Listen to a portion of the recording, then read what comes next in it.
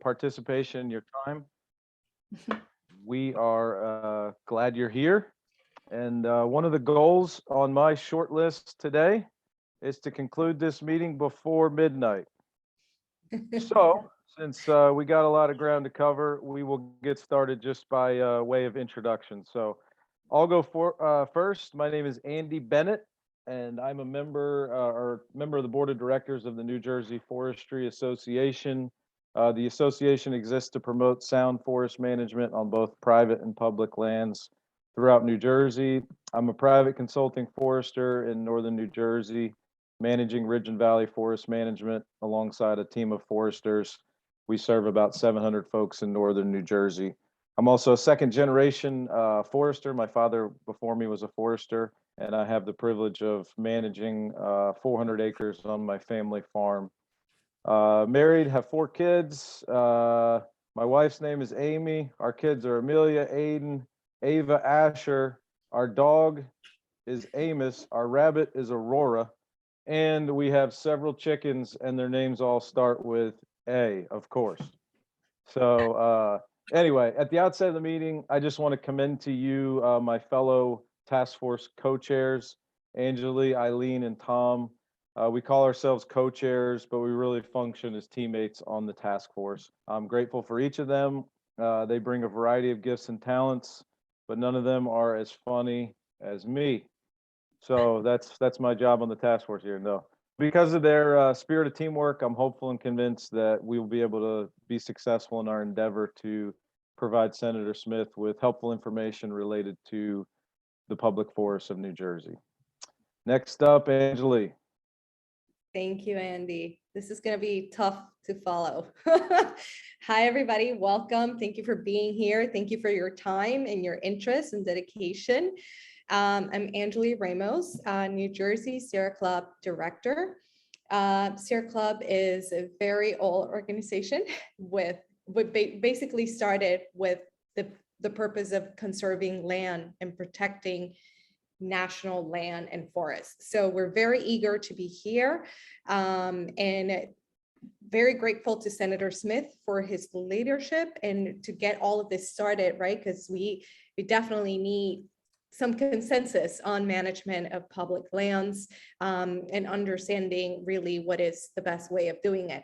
So I'm very excited. And I think next is Eileen. Hi, everyone. Thank you for joining.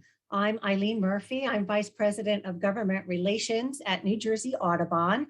Our mission at New Jersey Audubon, we're celebrating our 125th year, so we're very proud of that. And our goal is to protect wildlife, especially endangered and threatened species, and connecting all people with nature by fostering environmental awareness and a conservation ethic. We want to steward the land today for the people of tomorrow, basically. So what I'm hoping to get out of this is in speaking with many different people in the state of New Jersey about forest issues, I know that we share a common goal. We want to see healthy forests in the state. We want to sustain those healthy forests. And I know that we all share that goal. And the road that we're taking towards that goal may differ, but that's the goal we want. And I'm optimistic that our report will reflect that. So that's me. And I have a dog named Emma. You won't see her because I have a virtual background. So I'm going to turn it over to my colleague and co-chair, Tom. Thanks, Eileen. Hello, everyone. Thank you all for taking the time to be with us. My name is Tom Gilbert. I'm co-executive director of New Jersey Conservation Foundation, and I really am honored to be a part of this effort.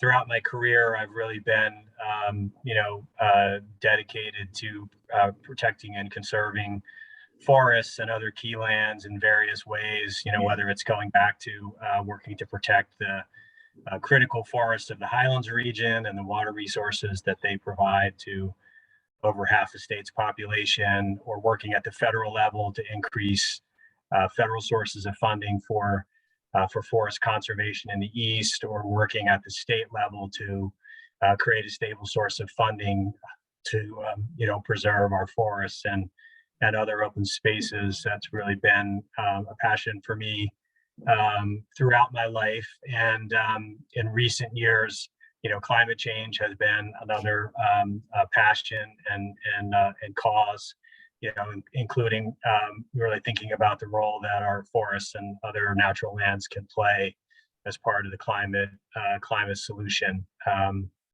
And my organization actually owns and manages over a dozen preserves around the state, most of them forested, including almost 12,000 acres in the Pinelands, where we work with the DEP and do prescribed burns to reduce the risk of wildfires and maintain that forested ecosystem. So there are just a lot of issues here for me personally and for our organization. And we're really happy to join with my fellow co-chairs. I echo everything that Andy said, including that he's the funniest of the four of us. So hopefully he's going to give us comic relief throughout this process. I know we're all going to need it. But I'm just so pleased with the spirit of cooperation that we've all, I think, shown together so far. And want to ask you all to join with us in that spirit and really give this process a chance. And listen to each other and really try to do what's best for our public forest lands. Thank you. And just some basic housekeeping. Hi, everyone. Thanks for joining. Taylor McFarland, New Jersey Sierra Club. Since there are a lot of us, just make sure that you're muted so we can hear everyone speaking. And for those who signed up to speak, or registered to speak, please make sure that your comments are 2 minutes. You'll see that I'll have a clock down going to 2 minutes. So please make them 2 minutes. And I know that there's a lot of people, so please try to get at that time. If you haven't signed up to speak, no worries. We'll make sure everybody who signed up to speak, when they're finished, you can raise your hand and then I can call on you. And if anybody has any questions, please put them in the chat, but direct that to me, to Taylor McFarland, so your questions can be properly addressed. Thank you. Thank you, Taylor. And everybody, we have next on the agenda, Senator Smith. Do we have the senator on?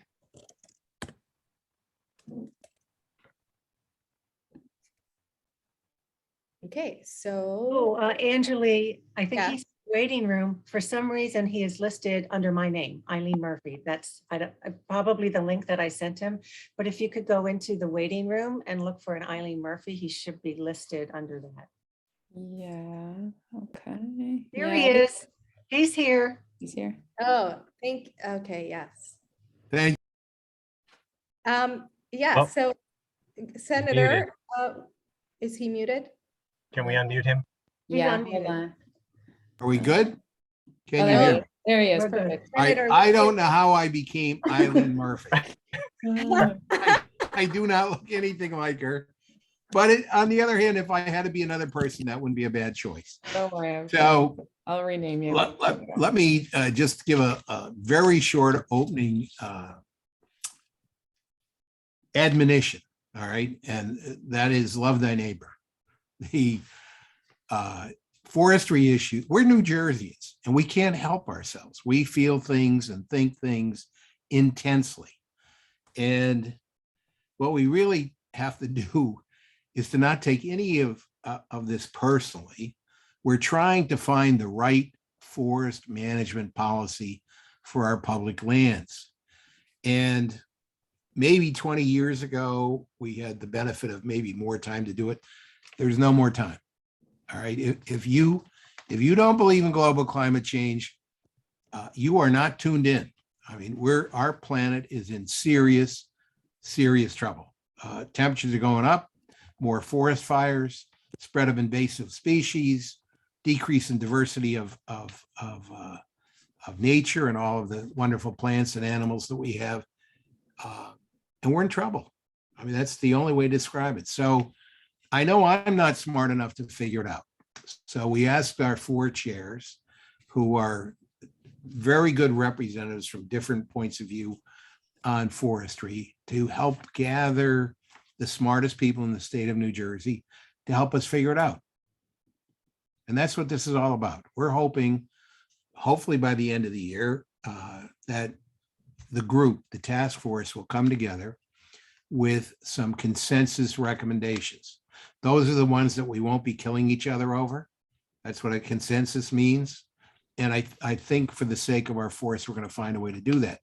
Now, that being said, there's going to be some issues we're not going to agree on. So we need to differentiate consensus items that we think we all hopefully can agree will help stop or slow down global climate change and will make our forests more healthy. And some of your recommendations could be controversial. In fact, I expect it.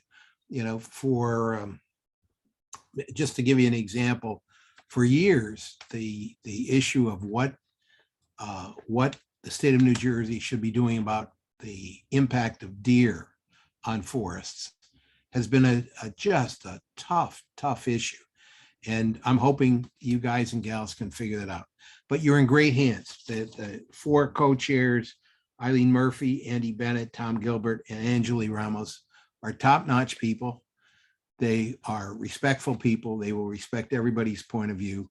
But I'm hoping at the end of the day, we make a positive step on the policy for New Jersey forests. And with that, God bless.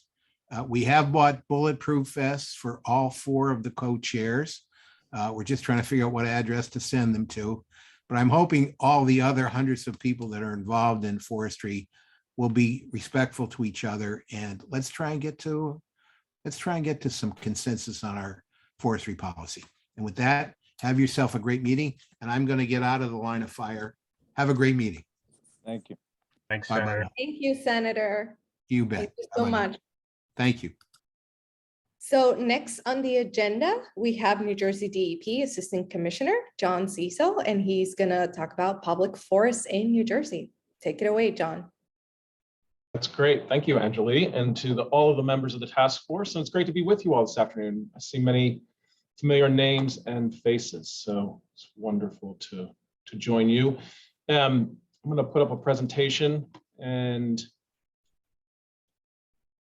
hopefully we can all see that one big slide on your screen. What I want to try to do this afternoon is kind of level set a little bit with some background, basic information about New Jersey's forests, and particularly a dive into the DEP's approach to land management. The New Jersey Department of Environmental Protection has many charges touching on air, water, waste, land, wildlife, habitat, forests, parks, and probably several other things that I haven't touched on. But in this space, we're going to talk specifically about the forested lands of the state. I want to cover some basic background, a little bit about the department. We've gone through some recent changes, some guiding elements that we use to think about the forested lands of New Jersey, and then dig a little bit into the public forest land planning and implementation process, and leave you with some thoughts and point you to particularly the Forest Action Plan, because I think it's a great resource for the task force and all of the things ahead of the task force and the discussions and ultimately the recommendations that you all will land on. So as some basic background, I'm the Assistant Commissioner for State Parks, Forests, and Historic Sites. That's a new program within the department. I'm coming to you today with an attempt to represent the department's entire land management responsibilities, which largely fall in the Parks and Forests and Fish and Wildlife space. I started with the department just about a year ago in the role of Director of Parks and Forestry. And then at the end of last year, beginning of this year, Commissioner LaTourette led us through a reorganization to dissolve the Natural and Historic Resources Program, move some of those programmatic elements, historic preservation and green acres, into another portion of the department, community and economic revitalization and community investment, if you will. That name's not exactly right, but that's essentially the theme. And then to create two new assistant commissioner areas, one state parks, forests, and historic sites, and the other fish and wildlife. The interest of the commissioner in doing this was to elevate these two areas of great responsibility for the department, bring them closer to the senior staff and the commissioner and all of the decision-making that occurs in that space, and also recognize the great value that all of these resources provide to the state of New Jersey, to all of the people that are here in the state. So we have these kind of guiding statements, if you will, that touch on really important components of conservation, protection, equitable and responsible access, fish and wildlife and habitat, essentially natural, speaking to natural systems and touching on some of the strategies that we deploy to address these issues in terms of education and interpretation, law enforcement, and importantly, the protection of these resources. There are many, many objectives embedded within these kind of guiding principles or quasi-mission statements, if you will. We have to be very mindful of managing towards these multiple objectives. And within the department, we do have a process that helps us address those multiple objectives and think about how we're managing those lands and really to address any conflicts that exist in those land management decisions. That's called the land management review process, if you will, that we go through internally to make decisions about land management.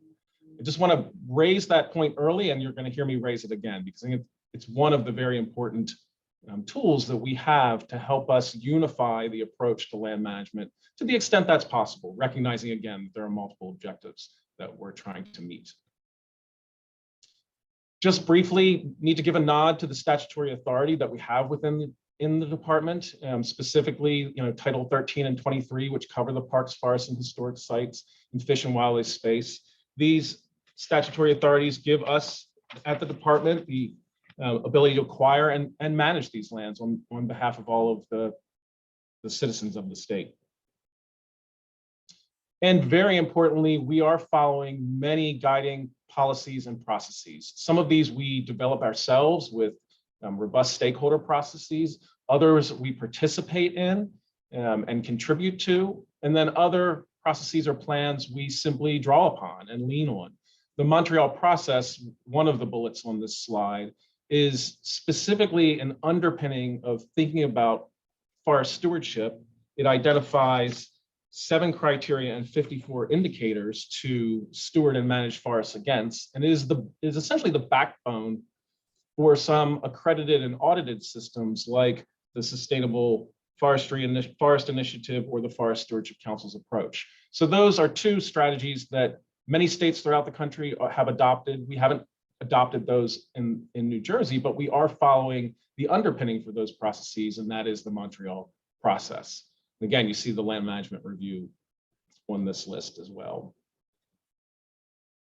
In addition, there are many partners that we collaborate with, from federal agencies to academic partners, nonprofit partners. There are far too many to list. We wanted to identify just a couple of partners that are representative of kind of the broad spectrum of groups and collaborators that we do work with.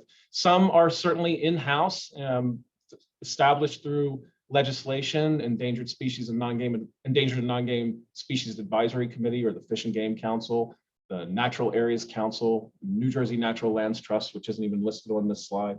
So just to give you some flavor and perspective for the fact that while we have a very talented, robust, kind of small and mighty team here at the department that works on the land management issues, we certainly are reliant on many other partners and collaborators across the state, really across the country. So transitioning then, I'm going to do a little bit of a dive into the forest lands of New Jersey, characterize those, and again, try to level set for all of the discussions to come with all of you.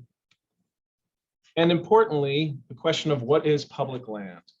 The image on the left, with the purple and green and some white spaces of Pennsylvania, New York, New Jersey, Maryland, Delaware, is an image straight out of the New Jersey State Forest Action Plan. And it gives you some perspective, if you can discern those colors, of the ownership types that fall across the region that we're embedded within, if you will.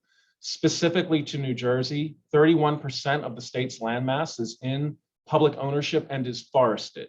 When you look at this overall pie chart, you can see that we almost have a split in the state between half of the state's forest land in a private ownership and half in a public ownership, with a modest portion of federal ownership, a significant portion of state ownership, and also a rather significant portion of local ownership. It's important to recognize that New Jersey has done a tremendous job of land protection. We're one of the leading states in the country to protect the land and natural resources that we have in the state. I think about 34% roughly of the state has been protected. We have more land protected by percentage than any other state in the country than Alaska, which is really pretty astonishing when you step back and think about it. But with that certainly comes a huge responsibility. There are a tremendous amount of resource values that we're expecting from these public lands.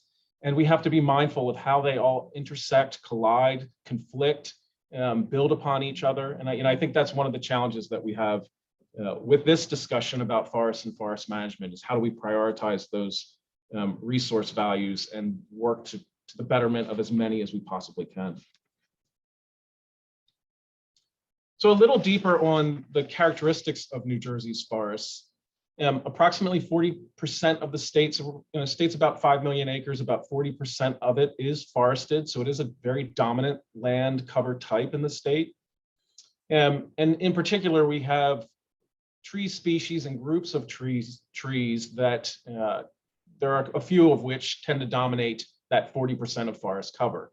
Pitch pine in the Pinelands, certainly a dominant tree species. In the northwestern part of the state, in the Highlands region and beyond, we have an oak hickory mix of forest types. You may be curious to see that Atlantic white cedar, a species that we're rather concerned about, and the department has launched a significant restoration effort to recover that species from a substantial decline it's realized since Europeans have settled in this country, shows up as one of the most numerous tree species in the state, but yet it's also a species of concern. How could that be? It's important to bear in mind that where Atlantic white cedar grows, it grows in a tremendous density, but the species is not widely distributed. It's restricted to relatively narrow watersheds, primarily within southern New Jersey, although the species has a presence throughout the state and historically occurred in many places that we wouldn't even think of today, like the New Jersey meadowlands. And a couple of these species will suggest a management need. Red maple, for instance, is a species that wasn't even a forest type in the 1980s. And when you look at the data that's been collected over many decades, and yet it's emerged to be one of the most numerous tree species in the state. So it raises some significant questions for folks that have been in the state for a longer time. This species has emerged during the course of your presence here, if you've been here for 40, 50 years, where it wasn't so dominant before. There's probably a number of questions that we should be asking about that in terms of what has stimulated that? What are the trade-offs of a species like red maple becoming so prominent in the state? What's the influence on species, biodiversity, and forest types in general? Another really important point to be mindful of is the age class of our forests in the state. For early in European settlement, there was a lot of forestry activity, a lot of land clearing, a lot of logging, tree harvesting that occurred repeatedly through the earlier centuries of European settlement. Since then, it has certainly subsided and really died off. We don't have an active timber industry in many regards in the state. Currently, there are small operators for sure, but not a industrial scale timber industry like we see in the states of Maine or in some of the southeastern states. What we see on this bar chart is a reflection of how land use and land cover types have changed over the last 100 years. We've seen the abandonment of farmlands and certainly a rapid growth to develop lands for homes and communities. And as that has occurred, forests, where they can, have come back and occupied some of those abandoned land, particularly the forest land. That's led us to a place where now the forest is largely middle-aged, trending towards a more mature forest. And there is a rather narrow band of young forest in the state. There are clearly consequences to that, both positive and negative, in terms of the benefits that species, water, carbon sequestration may realize as a consequence of the distribution of age class of forest in the state and the trend that forest age class is on. So before I transition to some thoughts about planning and implementation from the department's perspective, thinking about those public lands, I wanted to leave you with some big, broad findings that I have found very powerful from the U.S. Forest Service. This is from a report that they did in 2016, which I think is, it's a strong forecast. I think something we should take a lot of stock in and be very mindful of. Many of these statements here, I think New Jersey is a leading indicator for. So we already know northern forests lack age class diversity. We've seen that on the prior slide. They will largely uniformly grow old without any management intervention or natural disturbance. Natural disturbance is incredibly important driving principle for how we think about forests. And in many respects, natural disturbance has been suppressed. Fire is a good example of that. We've had a strong forest fire presence in the state since the 1940s, which has worked to contain and control wildfires. Wildfires historically would have disturbed the forest, would have removed some of those red maples and created more opportunities for that pine forest cover type to compete, for Atlantic white cedars to compete in some instances. We will see, I believe, and the future forest report suggests as well, that forest land in the north will decrease as urban areas continue to expand. We all recognize, I would venture to guess, the huge presence of invasive plant species in particular in the state of New Jersey, and the influence that is currently having on the state's forests and biodiversity. Again, a spot where New Jersey may be a leading indicator in terms of the challenges that invasive plants in particular pose to forests. The reality that management intensity is low, we see that already in the state, again, to the point of not a huge timber industry here. And importantly, management for non-timber objectives will gain increasing relevance, but will be challenging to implement. So as we see families subdivide larger parcels as they're passed down through generations, those parcels are subdivided, it's harder to manage for them. One neighbor to the next may have different values that they want to manage for. All of that increases the complexity in how we approach forest management and how we can work together to address the issues that we're facing. So with that, I want to pivot to a specific set of slides focused on the department's role in public forest land planning and implementation. So stepping back and thinking about kind of the agencies within the department and the roles and responsibilities that they have. Importantly, the New Jersey Forest Fire Service is responsible for about 3.14 million acres of forest land, responsible for being mindful of the wildfire threat that exists in those spaces. Today, we have a significant wildfire threat day with high winds, low humidity. So it's an issue that we need to be constantly mindful of. We've seen some rather significant fires in recent years. We're certainly familiar with the great challenges the Western United States is facing from wildfire, and that is a reality that we live with here in New Jersey, particularly in the fire-dependent pinelands forests. State Parks, Forests, and Historic Sites program is responsible for about 450,000 acres embedded within those parks and forests. Fish and Wildlife, about 360,000 acres, and then local governments, about 293,000 acres. We do have the Natural Lands Trust, an agency that's in but not of, so they work very closely with the department, but have an independent board, if you will, that makes decisions about the lands that they manage, 31,000 acres of land. And then also we need to recognize that there's almost 325,000 acres of private land participating in New Jersey's forest stewardship programs. Taken all together, if we can collaborate, coordinate, we have a tremendous opportunity to manage the state's forest resources, although I recognize that's no small challenge. Stepping back a little bit and thinking about how the department approaches planning, implementation, and stakeholder engagement, I just wanted to acknowledge some kind of broad realities that we move through with, are mindful of as we undertake forest planning.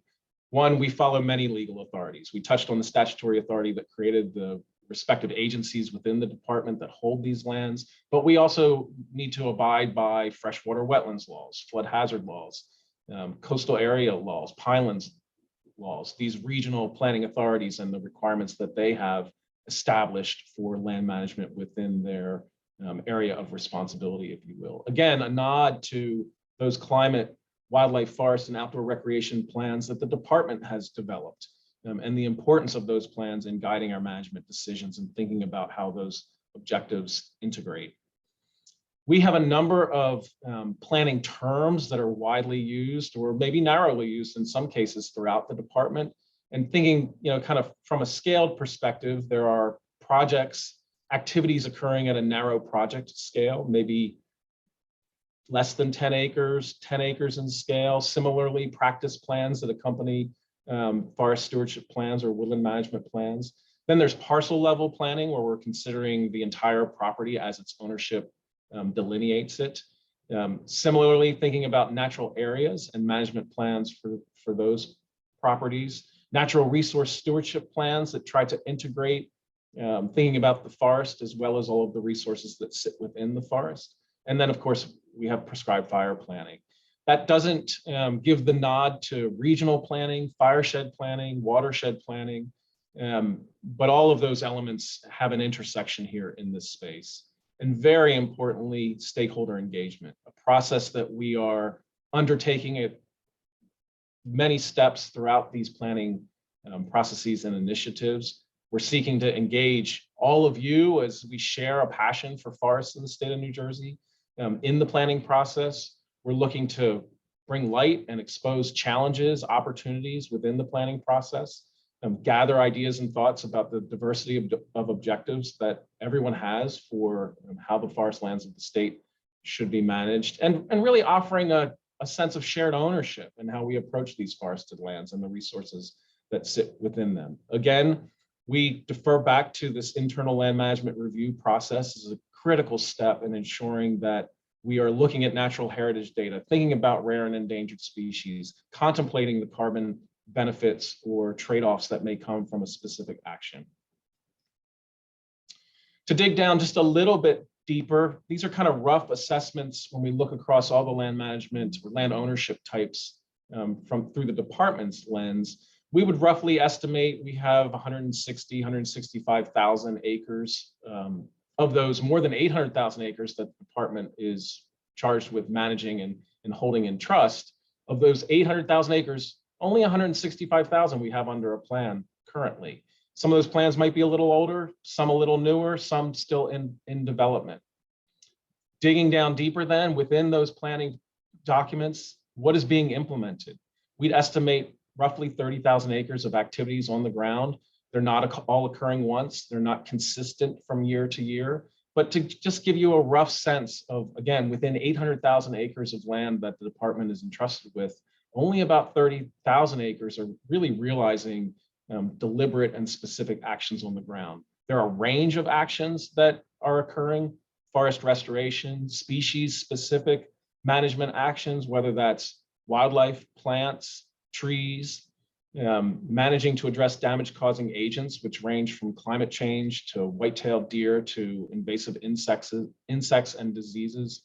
There's an intersection here in terms of thinking about the broad successional categories of forests, managing grassland and pollinator habitat in those early young forest stages, if you will. And there are so many wetlands embedded within our forest lands or adjacent to. So thinking about how we manage those wetlands and how we manage the wetland impoundments that the department does have. Importantly, the State Forest Fire Service is aiming to prescribe burn about 20,000 acres annually. This year, we've gotten to about 14,540 acres. It's been a rather wet spring up until this point, but again, it does dry out quickly. So I'm constantly trying to meet those prescribed fire goals that we're setting for ourselves. So then the last couple of slides here, before I flip it back to our task force leaders, I just wanted to kind of crack the book open, if you will, on the Forest Action Plan. This is a recent document. You see the date on the cover of June 2020. I think it's an incredibly valuable instrument for all of us to reference and draw upon as we go forward with these discussions as a forest task force. Two primary sections: an assessment of our forest resources, as well as thinking about strategies to address all of the issues and challenges that those forest resources face. Some big, broad national priorities: these State Forest Action Plan, Wildlife Action Plan, Outdoor Recreation Plan, while they're state documents and they guide us in those specific areas of responsibility, they're linked to national efforts and linked to collaborations with federal agencies. So the national priorities that we sit within I think are very important to reflect upon. So conserve and manage working forest landscapes for multiple values and uses. That's a national priority. Again, in New Jersey, the working forest is probably a very broad definition, but I think the emphasis on multiple values and uses is really important in this context. Protecting forests from threats. Again, thinking about those damage-causing agents and all of the challenges that our forests are facing. And then working very hard to enhance public benefits from trees and forests, giving that back to the public, whether that's in sequestering carbon, cleaning the air, cleaning the water, providing habitat for wildlife that we like to watch and enjoy, or just being there as trees aesthetically and appreciating them in our communities. Some key findings, not going to unpack all of this here. In some respects, I just want to tee up some issues that I suspect we'll have some time to come back to over the course of the task force journey towards those recommendations. But we've touched on issues of density and age class, many species of concern from wildlife to the plants and trees within the forested systems, the important and critical issue of climate and carbon, as Senator Smith touched on from the outset, the fragmented nature of our state with so many roads and so many houses and communities embedded all over. We are the most densely populated state in the country. And again, a nod to those damage-causing agents. I did want to just dwell on the damage-causing agents for a moment. I think this is a space of just substantial challenge. White-tailed deer, obviously, huge impact on the forests, but now we see these emerging threats of emerald ash borer. Southern pine beetle is kind of a constant threat looming and can explode from one year to the next. Gypsy moth. So many viruses and diseases that are taking trees from our communities and from our forested lands. So while we work to move forward to think about the values that forests can provide, we've got to protect forests from these significant challenges that they face. Certainly climate change looms large over all of these damage-causing agents as we see sea level rise, killing forests on the coastal fringes, if you will, stressing forests with significant rainfall or drought seasons as we go through them. So a lot to think about in the damage-causing agent space. And then finally, I just wanted to leave you with this last point. This is directly out of the Forest Action Plan. You can see that reference to page 145.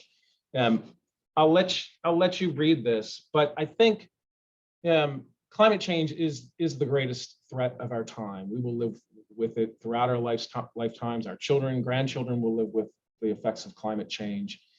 How do we go forward and address the forest resources of the state, being mindful of climate change, being mindful of species recovery, biodiversity loss, another crisis, continuing to provide, ensuring that forests continue to provide those ecosystem services of clean air and clean water. So again, the point here is multiple objectives. How do we think about all of these diverse needs and requests and desires and services that the forest provides? What's the intersection between those, and what are the opportunities or challenges that emerge from the confluence and intersection again of those objectives that we set?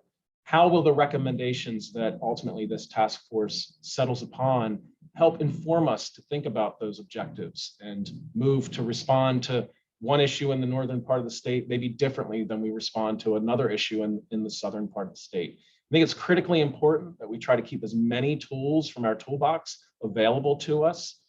So much of the land in the state we're not touching. We need to recognize that. We are touching a portion of it. What are the implications of those actions that we are taking?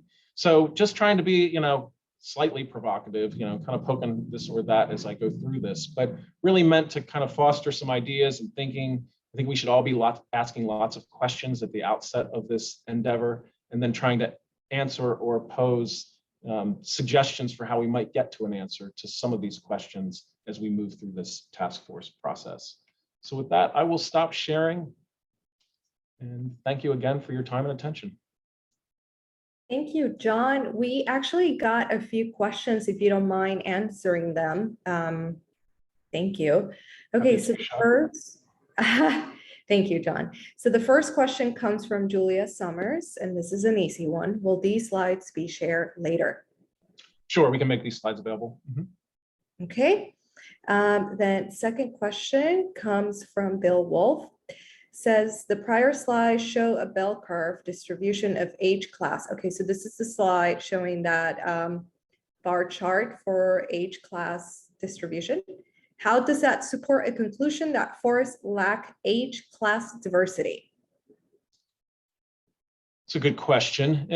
Well, I think the bell curve suggests that the majority of it indicates that the majority of our forests are in that middle age class. If there was a greater degree of diversity, you would presumably see a flatter line to that bell curve, and we would have more forest of all of those age classes, which would give us the greatest diversity that we could have simply from an age class perspective. Great. And then another question from Bill. Do DEP's various forest planning programs include formal public participation, for example, public notice, comment, hearing, and response to comments? I didn't hear the question. What's our Oh, sorry. question? Yeah, sorry, John. I'm going to repeat what he says. So does DEP's various forest planning programs include a formal public participation, for example, public notice, comment, hearing, and response to comments? I hesitate a little bit on formal, but I think we've kind of varied in our approaches over the years to public engagement. But I think the simple principle is we are seeking to engage the public in these planning processes. In some instances, we've set up listservs for notifications. In other instances, we've reached out to a set of stakeholder groups for them to inform their communities as we hold meetings and host discussions. So we have tried over the years through a variety of techniques and mechanisms to engage folks in the stakeholder process. I'm sure there is room for improvement in how we engage stakeholders and the notifications that we provide. And maybe there are some recommendations that this task force could offer in that regard. We're always seeking to do better. Okay, and I believe that's it. There was another question that we got, but that's more focused on work groups. So we're going to leave that for that portion of our meeting. I believe, yeah, I think we are good with that. Thank you so much, John, for that great presentation and for all the information in your time. Just Gladly. Thank another you. housekeeping tip. If anybody has questions, please directly chat them to Taylor McFarland so that they can all be addressed organizedly. Thanks. Okay, so next on our agenda are the rules of engagement. So just to echo what Senator Smith said, that, we're the four of us, we're very respectful of each other, and we definitely hear, our various opinions and points of view.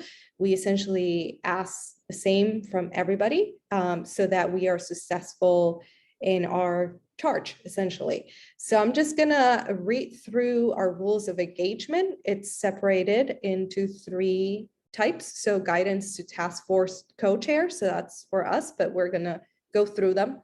Guidance to work group co-chairs and subgroup leads, and we will explain what the subgroups leads are and what subgroups are further into the meeting.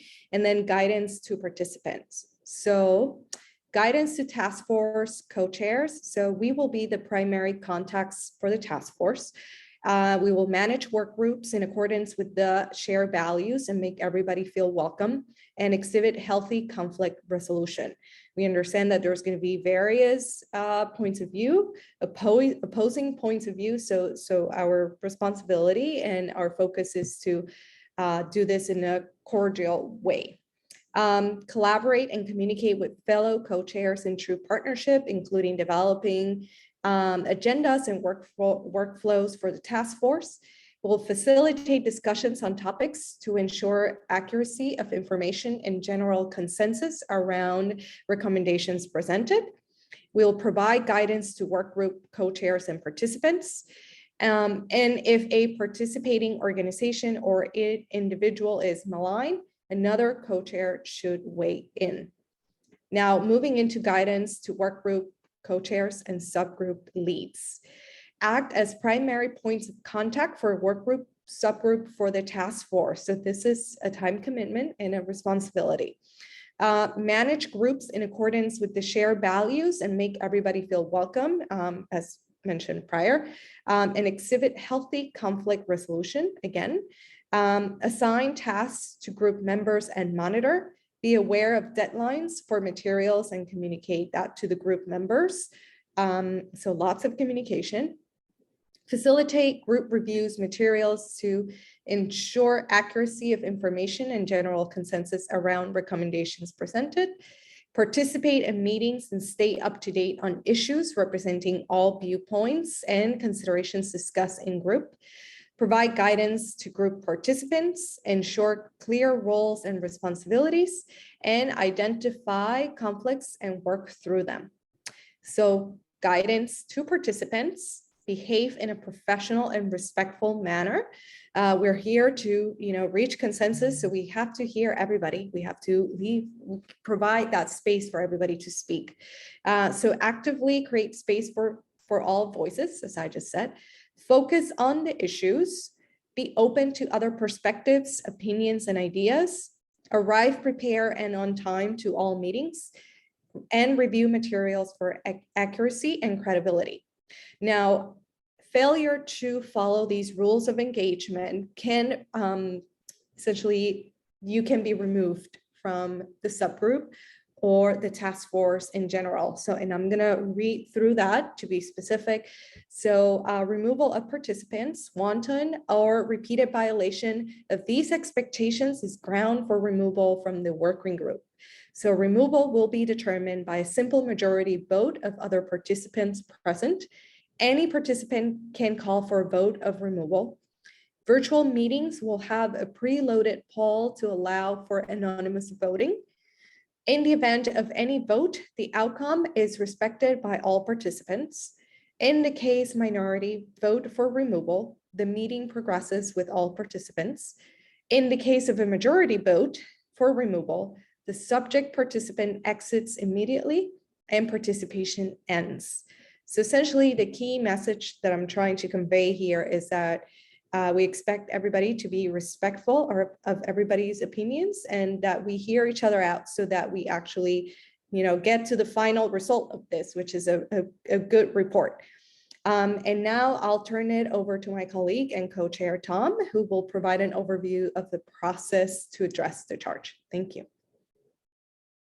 Thanks, Anjali. I just want to echo how important all of that is, and hopefully we don't need to use any of those rules because everyone is going to play nice, and we have a real lack of civil discourse in our society right now, and I just hope that we can all do better than that. And let's talk about the issues. We don't need to attack people or attack organizations to do that. I also just wanted to highlight, we've got an incredible group of people joined with us here today, and there's no way to acknowledge all of you, but there are some officials who have joined us. I just wanted to note briefly that we're joined by Lisa Plevin, who's Executive Director of the Highlands Council, Susan Payne, who's Executive Director of the State Agricultural Development Committee, also Mark Lobauer, who's a member of the Pinelands Commission. I also just wanted to give a shout out to Jim Lyons, who, among many other things, was USDA Undersecretary for Natural Resources and Environment in the Clinton administration and Deputy Assistant Secretary for Lands and Minerals Management at the Department of Interior under President Obama.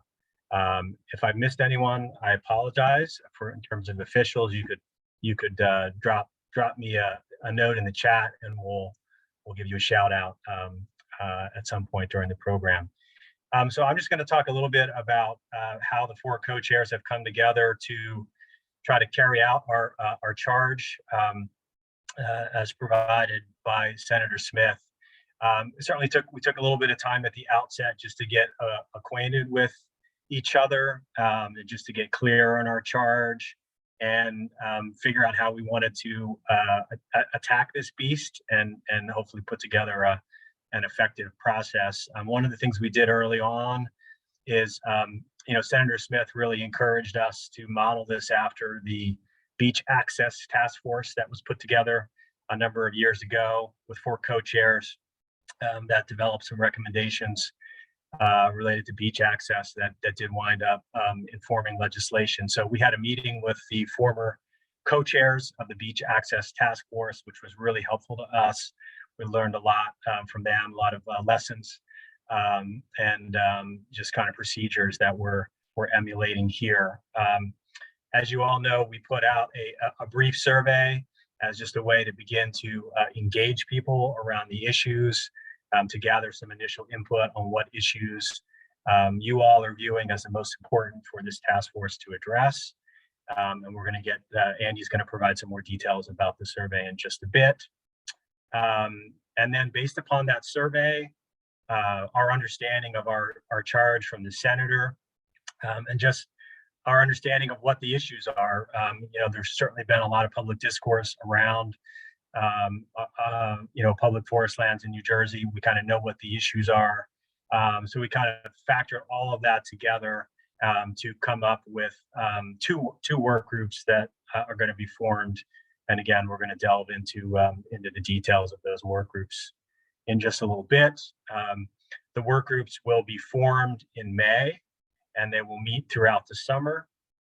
The goal is for those work groups to conclude their work by the end of October.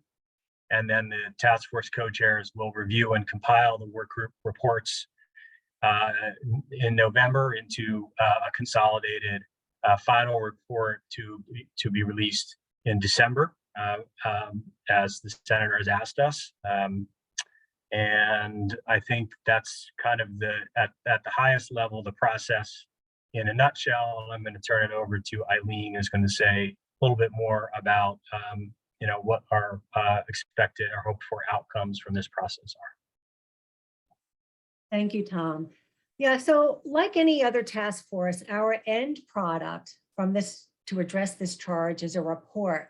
And that report will reflect those consensus views that the work group has fleshed out, including diverging viewpoints, even if they are, especially, I suppose, if they are minority viewpoints. All viewpoints will be noted in the final report and documented. We have opted to follow the guidance from some national scientific organizations like the National Academies of Sciences and from government agencies like US EPA in how we're going to prepare a consensus-based stakeholder report. There are conventions that we can follow, and we intend to follow them. So again, given the diversity of opinions on the matter of forest management that we already know exists throughout the state, we're hoping that at the work group level, and we'll hear more about the work groups, we'll parse out the issues where stakeholders can agree. I do believe we're going to find that we agree on much. And separate those from where there is some disagreement. The bulk of the work will be accomplished at the work group level and any subgroups that may be formed within those work groups. Again, that'll be described next. But do keep in mind that these are working groups. That is, participants will be expected to dedicate time to discuss, take ample deliberations and debate, taking notes, scheduling meetings, assembling and reviewing materials, and basic administration and logistical tasks that are necessary for any work group to really do the work it needs. Again, the end product being narrative, writing narrative for use in the final report. So we're hoping that by the end of this year or thereabouts, the task force will submit a final report, a draft final report to Senator Smith, reflecting consensus and non-consensus issues pertaining to public forests in New Jersey. And again, I can't emphasize it enough that all voices will be heard, all voices, all opinions will be documented in this report.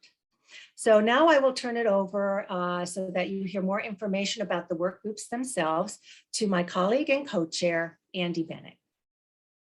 All right, thanks, Eileen. I'm on, right? Yep, okay, good. So as Tom mentioned earlier, part of our process was to gather some feedback from stakeholders through the use of a survey. And thank you to everyone who completed the survey and made comments. We had several hundred responses, so thank you.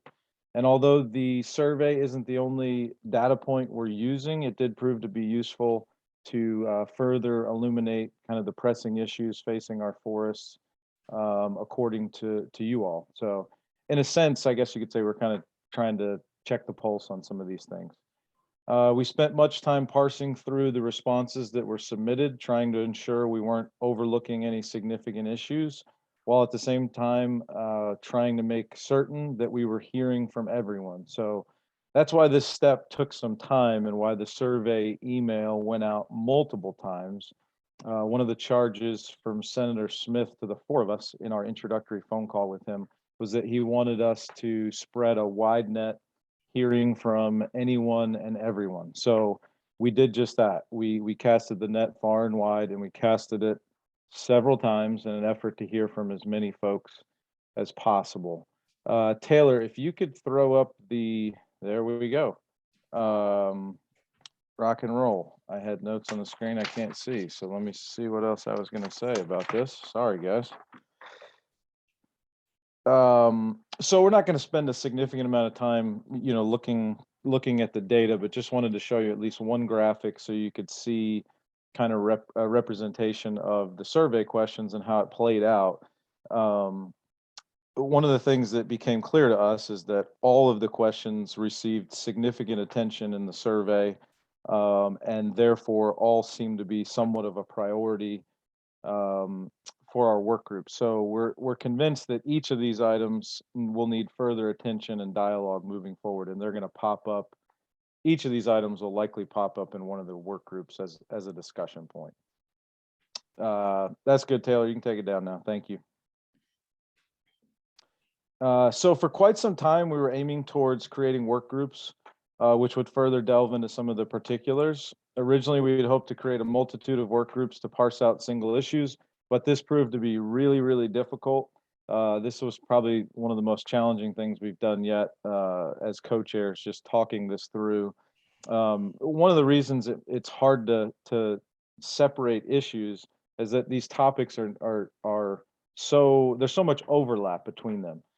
For example, you can't talk long about the future of our forests and forest regeneration without talking about deer browse or invasive species or climate change, et cetera, et cetera, et cetera. There's just a ton of overlap.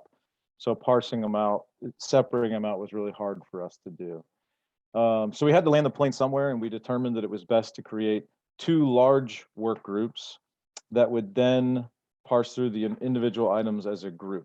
These work groups will be referred to as, the first one will be the climate or climate change work group. And the second one will be the ecological health work group. And guess what? There's going to be some topics that get addressed in both groups. It's impossible, again, to separate these things. So, but we kind of created 2 big buckets for these items. So quickly, I'll just kind of share some examples of what might be discussed in each group. So in the climate change work group, some questions that might be fleshed out. What policy or management changes are needed on our public forests in response to climate change?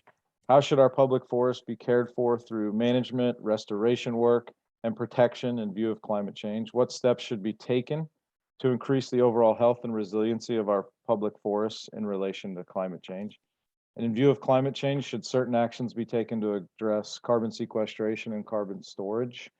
Are additional steps needed to protect against potential catastrophic wildfires similar to those we see in other states?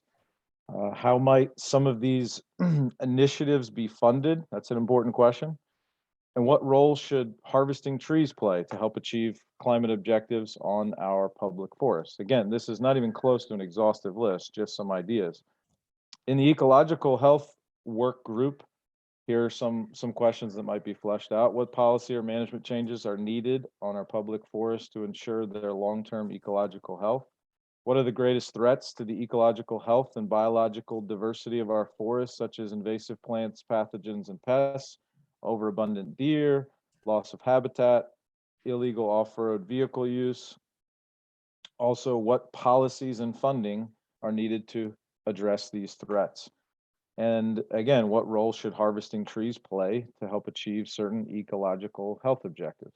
And again, these are just examples. So we'll be discussing later on the opportunity you'll have to sign up for one or both of these groups. And before you sign up, as Eileen mentioned earlier, and we'll be talking about this here again, understand what you're signing up for. So I'm going to throw it back to Eileen, and she is going to detail more of the structure of the work groups. All right. Thanks, Andy. So you heard the subject matter. You heard how we got from the survey to these two main work groups. That's where a lot of the discussion and the questions and dialoguing will occur, including the potential formation of subgroups. So I'm going to talk about the structure. So now we know the subject. How do I get myself on one of these work groups? What does it mean to be a participant? Each of the subgroups will have two co-chairs. It'll be one of us. So for the climate and climate change work group, Anjali and Andy will lead or facilitate the work of that work group. For the ecological health, Tom Gilbert and I will facilitate the discussions in that work group.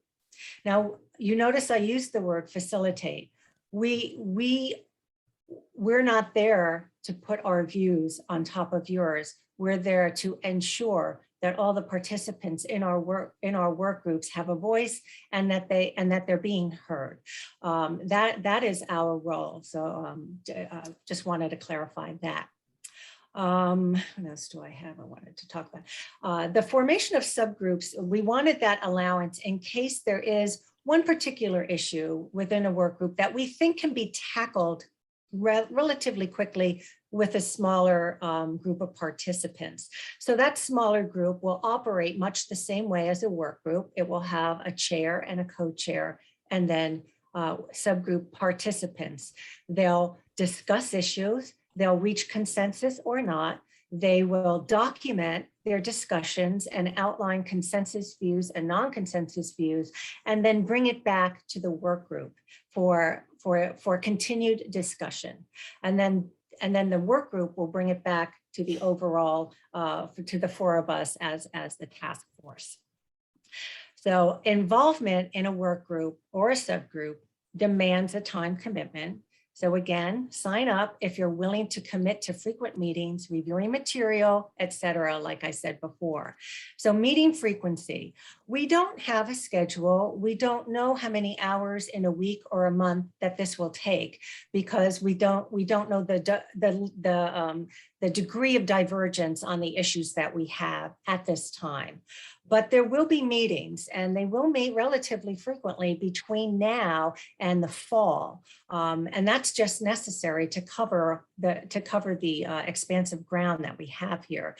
So keep in mind that there'll be a lot of meetings now and in the summer months. So while of course you might miss a meeting or two here and there for vacation, we do expect some kind of a commitment that you will attend and discuss. Come as a willing participant to raise your point of view, to share your point of view with others, and to listen.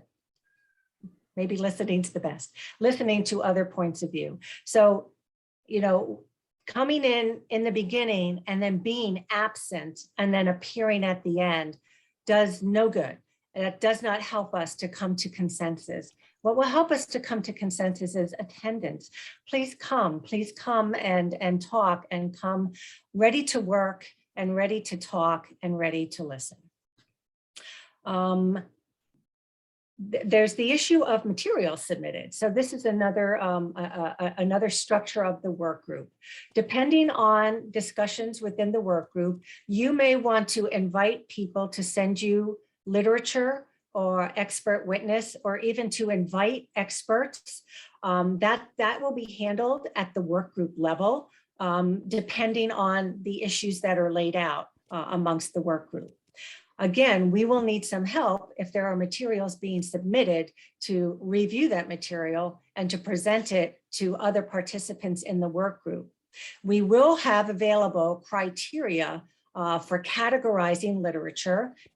For instance, a peer-reviewed journal article in Scientific America would go under one category, whereas an opinion piece in the Star Ledger might be categorized in a different way. So we are working on that to share with the work groups, how to categorize materials that is submitted. Likewise, we have criteria for determining expertise.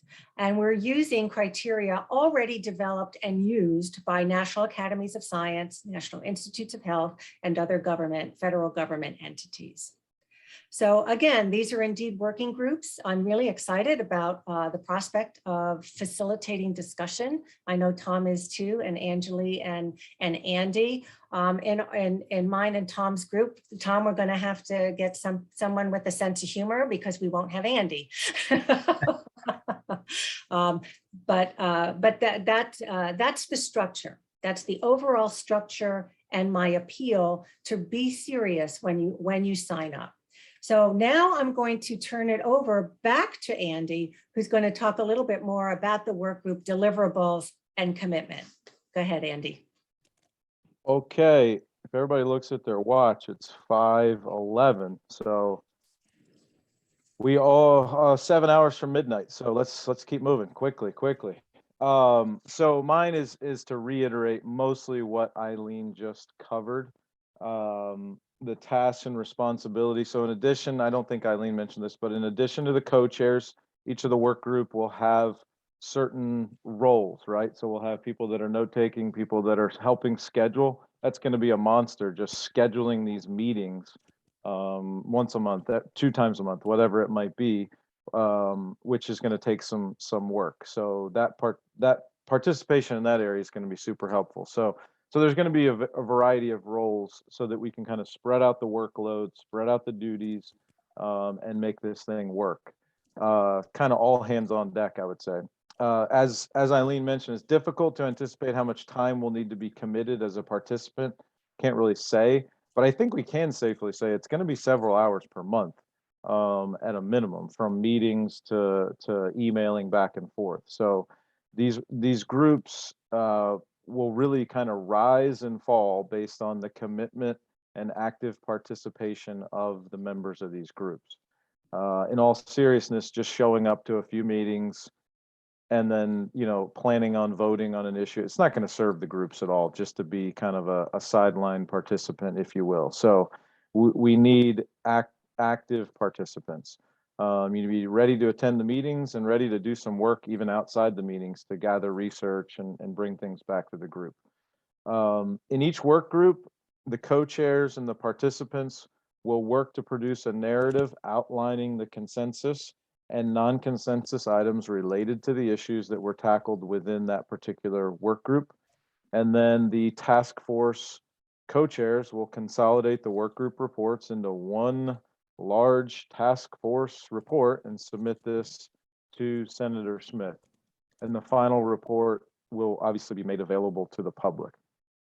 Now we're going to, Andy, what did I I forgot miss? one thing before Yep. you move to Tom. One of the most important things, how do I sign up for a work group? I forgot. There's going to be an email. An email will be coming out of the New Jersey Forest Task Force listserv, which you've all received. And there will be another survey link. And then in that survey, you will check off the box of the work group that you would like to serve on. You can check off one box, you can check off both, but that's the mechanism. So we will be communicating with you through that listserv. And that goes for people who couldn't make the meeting today. This way they'll see what the work groups are and they too will be able to sign up. So sorry, Andy, I forgot to mention that. That's okay. Okay, I'm done. Back to you, Tom. All right, thanks, Andy. And I know we're actually very close to opening it up to hear from all of you. So hang in there. We're close. So as Senator Smith said at the outset, what he's looking for is items where there's consensus and also issues where there isn't consensus. And so that determination of consensus is going to happen at the work group level. So as one of my favorite college professors once said, the decisions get made by those who show up. So if you want to be a part of that decision-making process, you have to show up.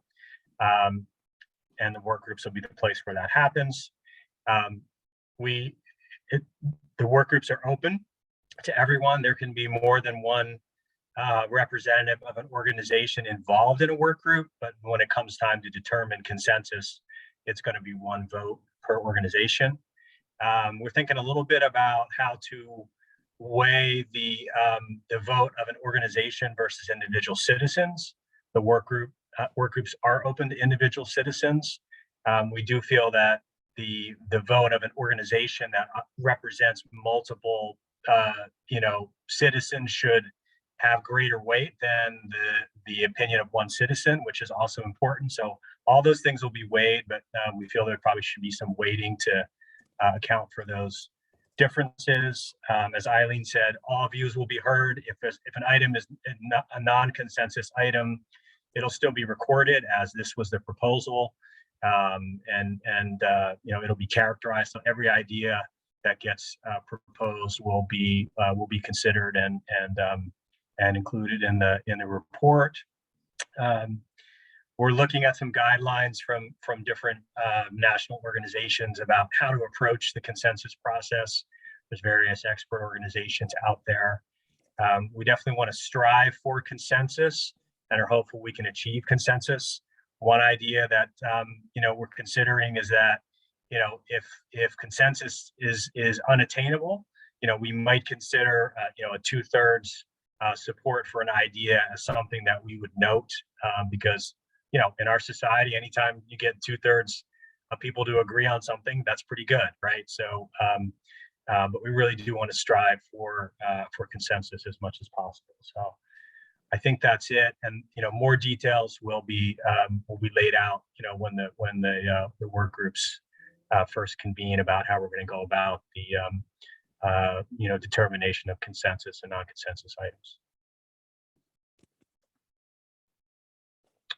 So I think we're ready, I believe, to move. Yeah, Tom, I think Taylor there are a couple of clarifying questions that came in the chat that she going to go over. So Taylor, are you ready for some of those Yeah, so I did get a few questions, and obviously that you guys can help me answer them. So Angela, thank you for putting that in the chat. If you would like to be added to the listserv, you can email us at newjerseyforesttaskforce@gmail.com. That email is in the chat right now, so copy and paste that before we end. And that's how you can be added to the listserv and get information and stuff like that. Let's see. Are these meetings going to be recorded? I'm assuming yes, but Eileen, Angela, can you please clarify on that? Yes, they will be recorded. And they'll be virtual. So they are going to be virtual for the most part. Okay. Let's see. Do you expect the meetings to be during the work days, evenings, weekends? I'm going to with the work group, I think, right? Depending on the nature of the work group. If there are a lot of people who work during the day and can only meet at night, that will be accommodated. If we have big work groups, we can always do doodle polls, and we will, as Eileen just said, we will try to accommodate everybody for the best time. Let's see. I think that's okay for now. And then we will answer more questions as they come in. But in the meantime, I want to give more people a chance to do their public comment. Yeah, also, thank you, Taylor, for those questions. So there were a couple of other questions regarding John's presentation. I will leave it up to John if he wants to answer those questions later on in the meeting, or if maybe we can just redirect all questions to John and then he can answer them via email. Up to you, John, and also up to time, right? Because we have a lot of people speaking, so. Yeah, I'm very sensitive to the time that you all have and what you want to get through. So maybe if folks want to email comments, that would probably be best. I would suggest use the New Jersey Forest Task Force email, funnel them through there, and then maybe you guys could just bundle them up and send them over, and we'll work on getting some answers together. We have all the questions, John, so we can just redirect everything to you. Perfect. All right, thank you.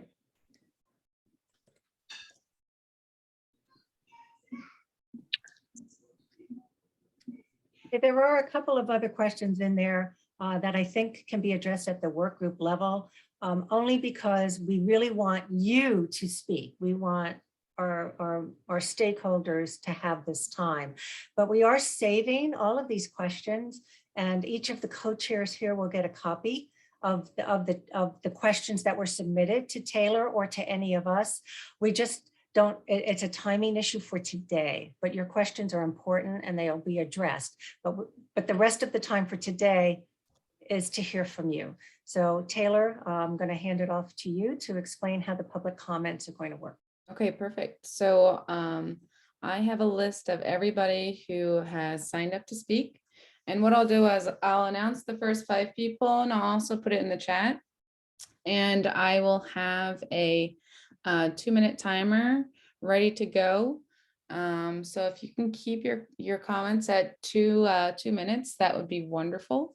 So I will put the first 5 people in the chat and then announce them right now. And if you did not sign up to speak, once everybody who signed up to speak has a chance to actually speak, you can raise your hand, or if you can just put your name in the chat that you would like to speak, and I'll put you on the list. Okay.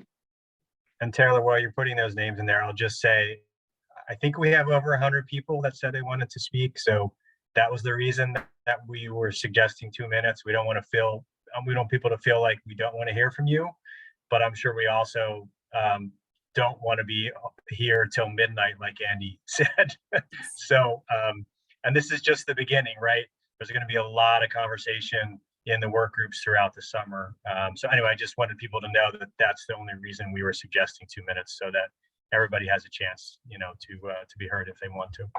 Yes, and Brielle Oslin, thank you for pointing that out. I will, once those 5 people are announced, I will then announce the next 5 people. So it will be continuous. Okay, so first person to speak is Larry Harrington, then John Oddingter, and I apologize for mispronouncing your name, Jean Public, Paul Linear, and Vin Lang. So Larry Harrington, if you can unmute yourself, and I will allow you to do that in 1 second.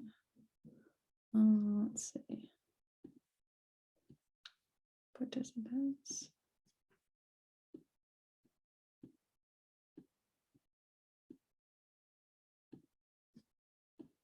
So is Larry Harrington here? Oh, raise your hand. Okay. Hi, it's Larry Harity, representing New Jersey Outdoor Alliance. I just wanted to compliment John Cecil on his presentation. I think it summarized all the various objectives that we have for public land and the issues involved, and looking forward to participating. Thank you. Thank you for your comments. Okay, next person, John Oddingter.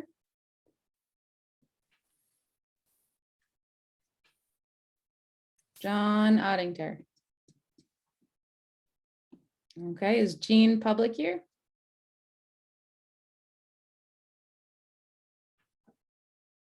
Jean Public. Okay, Paul Linear. Hi, how you doing? Can you hear me? Yep, we can hear you. Great. Yeah, I'm from Aberdeen Township, New Jersey Environmental and Shade Tree Advisory Board. And I basically signed up. I'm interested in this task force when they proposed legislation through a while ago with 5 forestry bills. We started discussing it in our municipality. It became quite controversial. I'm glad to see in the introduction here that there's a good mix of stakeholders. And I'm looking forward to seeing what happens. Thank you all. Thanks, Paul. Okay. What do we have? Next is Vin Lang.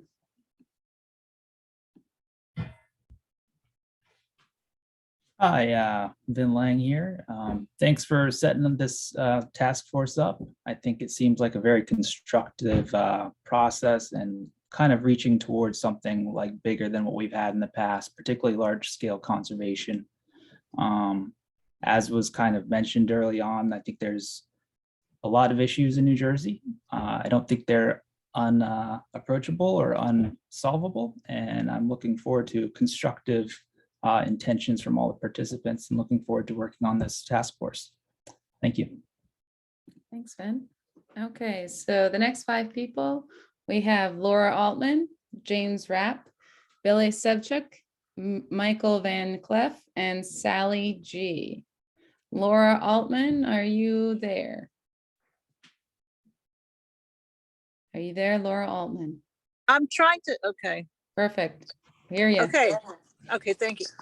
I just wanted to comment on something John Cecil said. He said that the DEP had to consider other regulations on land use, like, for example, the Flood Hazard Act and the stormwater rules when planning forestry activities. And that, I think, is not my experience in seeing these forestry plans play out in real life. Forestry is agriculture, and as such, it's actually exempt from a lot of provisions of the Flood Hazard Act and also stormwater regulations. And then the only regulations really governing forestry are best management practices, which are not regulations. So I feel like in order for us to have a really productive discussion, and I'm just a member of the public, I think we need to be not treated like fools. That's my comment. Okay, thank you for your comment. Next is, do we have James Rapp? James Rapp. Okay, Billy Sevchuk. Billy Sevchuk.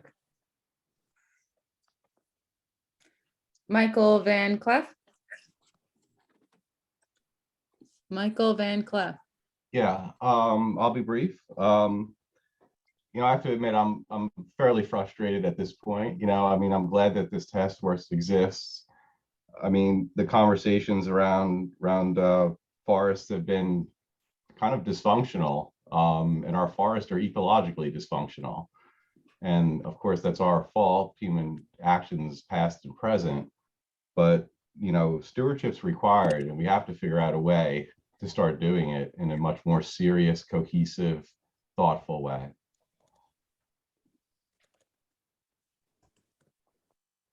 Okay, thank you for your comments. Is Sally G here? Sally G. Okay, so I posted the next 5 people. Bob Williams, Jason Halfstead, John Lord, John Park, and Robert Moss. Is Bob Williams here? Bob Williams? Okay, is Jason Halfstad here? Everybody, so sorry for interrupting.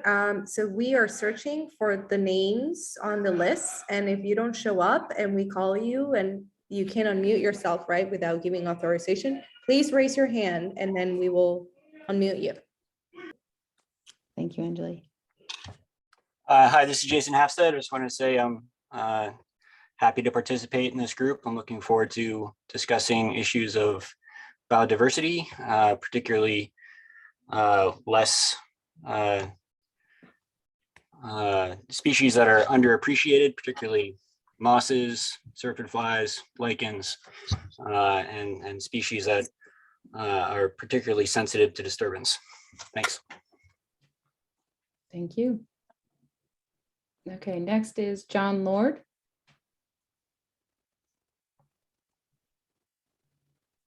John Lord. Okay, I see John Park has his hand raised.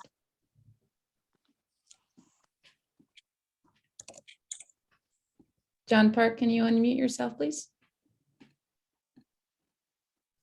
Hi, everybody. Sorry about that. I'm deferring my time to Alex Ireland on this because I think Audubon's just going to make one comment. All right, and the last person out of that group is Robert Moss. Robert Moss. Okay, and if you are here and your name was called and you missed it, we will try to go back to the list. So no worries on that. The next 5 people are, let's see. Hold on one second. Are Bill Wolf, Jean Montgomery, Jessica Miller, Ray Slamman, and Matt Olson. Bill Wolf, are you here? I think so. Great. Am I here? You are here. We can hear you. A couple of quick notes. Laura Altman is correct. The forestry management activities conducted by the department are not regulated under the various regulations Mr. Cecil implied. He should correct his presentation. Just in general, though, my take is that because this is such a lengthy process, and because Mr. Cecil summarized a whole suite of forestry-related policies and practices and programs currently being administered and implemented and advanced by the department, that you might think about urging the department to impose an administrative moratorium on any further forestry-related activities until you can deliver your report and legislation can be enacted. Just a few thoughts. Thank you, Bill. Next up is Jean Montgomery. Jean, are you here?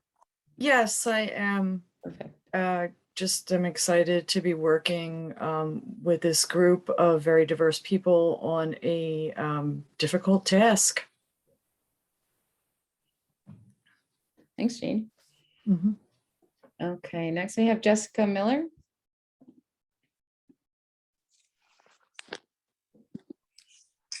Jessica Miller. Okay, Ray Slayman. Ray, are you here? Yes, hi. Hi, Ray. Hi, thanks for inviting me to the conference, to the task force, and glad to be part of the mix. I know this is a big task for everyone, but I think that if we don't apply some energy and effort to this, then really we'd be missing a great opportunity. So thanks for that. Sure. Thank you. Okay, and then we have Matt Olson. Matt Olson. Okay, next 5 speakers are Brian Monscatolo, Charlie's and Constant Kattensbach, Thomas Conway, Lynn Duboff, and Albert Horner. I'm sure I pronounced those terribly. I'm very sorry. Is Brian Moscatello here? Brian, are you here? Okay. Is Charlie's and Constance Kattensbach here? All right. How about Thomas Conway? I want to unmute. Oh, I did it. I managed Okay. it. Sorry. No worries. You're here. Desperately hitting the unmute. And thank you for the opportunity to be here and work with you guys. We're farmers, having taken maple syrup out of the woods for 35 plus years now and working on a forest. And this is a great opportunity to handle some of the situations that the state can actually deal with in our forests, like the deer population, which cannot necessarily be handled in other ways. So it's time for us to get together and work on that material. And I'm glad to be here because I grew up in loving the woods and living in the woods, and it has been destroyed by certain predators, certain creatures. So that's what I got. Thanks. Let me share. Thank you for sharing. I'm glad you were able to unmute. Okay, let's see. Next person is Thomas Conway. Hi, this is Tom Conway. I'm the chair of the Ringwood Environmental Commission. I really joined this task force for a couple of reasons, but one is to look at the nutrient runoff that we're getting from really ATV traffic. Besides just ruining the woods, it's creating streams that are gulfing 4 to 5 foot deep trenches through our woods up here and flooding our lakes with that nutrient. So that's really my interest. Thanks. Yeah, thanks for joining. Okay, so let's see. I think then we have Lynn Dubnoff. Lynn Dubnoff.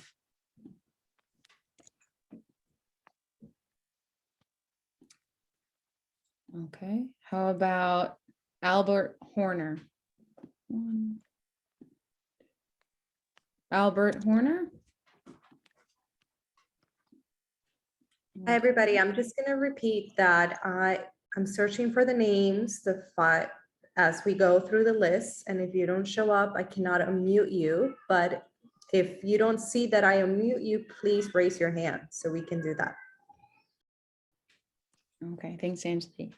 Okay, so the next 5 speakers are Thomas Coven, Kristen Ace, John Riley, Beverly Chabalowski, and Tara Paxton. Thomas Coven, are you out there?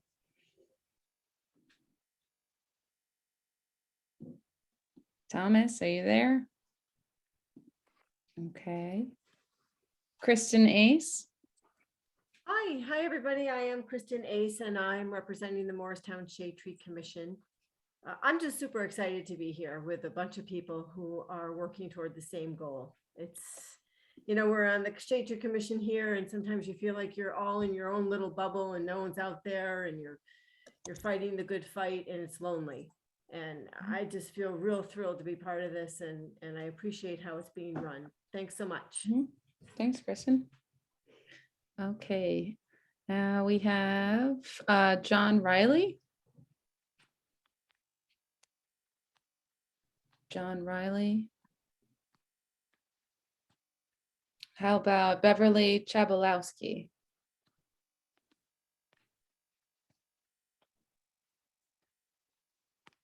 How about Tara Paxton?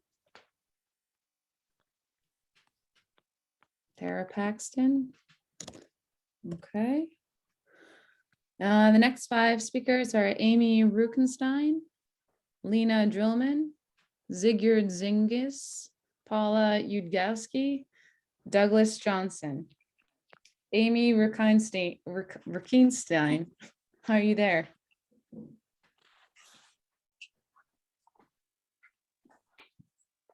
How about Lena Drillman?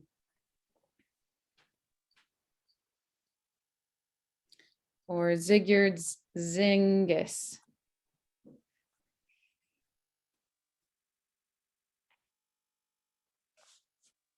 Okay, Paula Ugotis,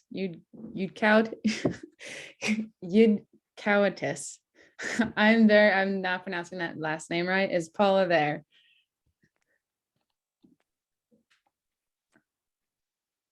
How about Douglas Johnson?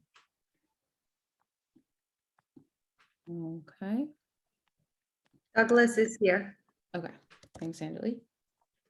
Hi, I'll be really quick. You hopefully can hear me now. Great. 3 things. Thanks for letting me join. 3 things. The picture behind me is a wonderful area near my home in Middlesex County. It is full of wildlife. It just a wide variety of wildlife. It's next to wetlands. It's very wet, and it's going to be utterly destroyed to put up yet another warehouse. So I'm interested in land use areas and promoting land use issues and promoting wildlife, because I'm really gonna hate to see this go. That was just one thing that I hope to hear the task force is working on. 2, I'm curious if the state has done any tests to see if the carry in, carry out rule for our state parks is actually effective, because like a lot of you, when I go hiking through our state parks and forests, I constantly find tons of litter, and I pick it up, and just like I'm sure many of you do, but it's just horrible. And I question whether it's really an effective policy, the current policy, and I think it ought to be tested. Most importantly of all, 3, I really think we need essentially a New Jersey Civilian Conservation Corps that could be part paid, part volunteer program run by the state, maybe under the auspices of the governor's office, to do a lot of the things that we've already been talking about here, taking out invasives, planting native species, dealing with invasive insects, rebuilding infrastructure. Some of our park infrastructure is embarrassingly bad condition, and I think that's just a damn shame for New Jersey. So that's one particular solution I would like to see discussed. And that's it. Thank you very much for letting me participate, and I look forward to helping out and participating however I can. Thank you. Sure, thank you for the help. Okay, I think next person is Susan Payne. Susan Payne. Yep, I think you can hear me. Yeah, we can hear you. Good afternoon. I'm the director of the state's farmland preservation program, and I just wanted to say, about 25% of all the lands we preserve while they're privately held are forested, and we'd like to really understand and improve our knowledge as we go through this process so that we can apply whatever we learn through this process to see how it could apply to preserve farmland and to assist landowners who are managing private forests. So thanks for the opportunity. Awesome. Thank you for your comments, Susan. So the next 4 people are Joel Coyne, Elliot Ruga, Alex Ireland, and Casey McArdle. Is Joel out there?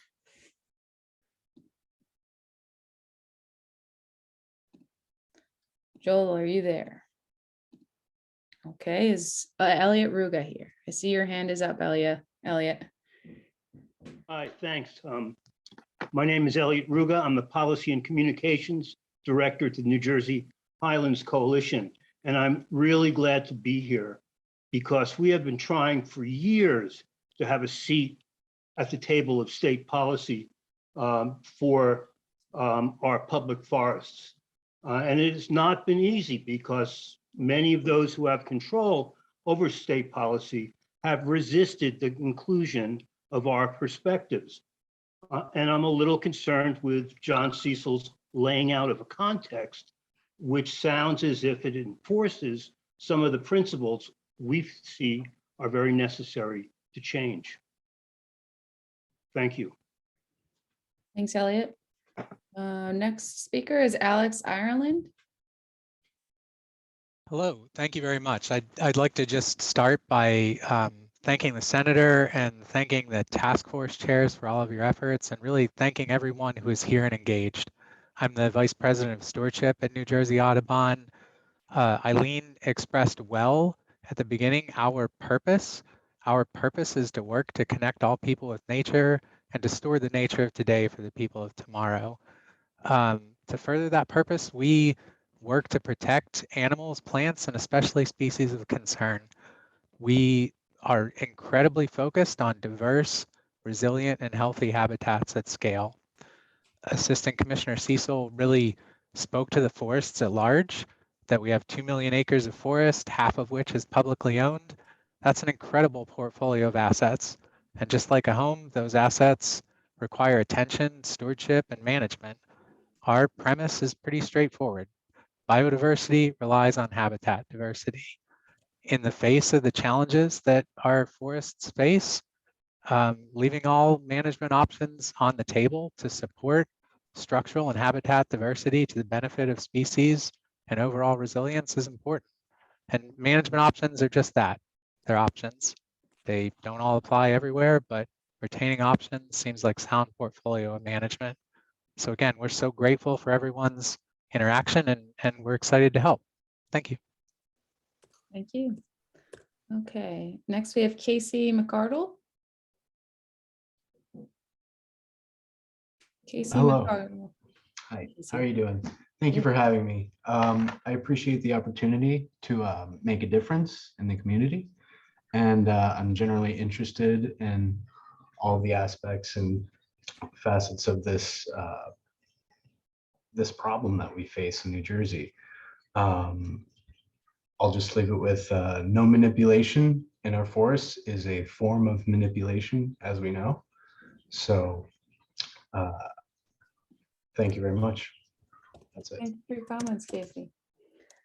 Okay, so the next 5 speakers, we have Wayne Greenstone, Nancy Roberts Lawler, Brielle Oshlin, Joseph Hernandez, and Jennifer Coffey. Is Wayne Greenstone out there?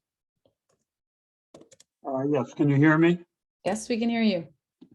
Thank you. I wanted to thank Senator Smith and also the chairs of the task force for the opportunity to invite public participation in this very important process.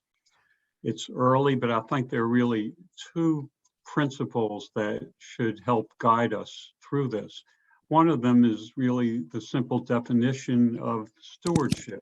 I think we all have to think about what that means as we embark on deciding how to be stewards of our wonderful treasures. Definition of stewardship: the office duties and obligations of a steward, and the conducting, supervising, or managing of something, especially the careful and responsible management of something entrusted to one's care.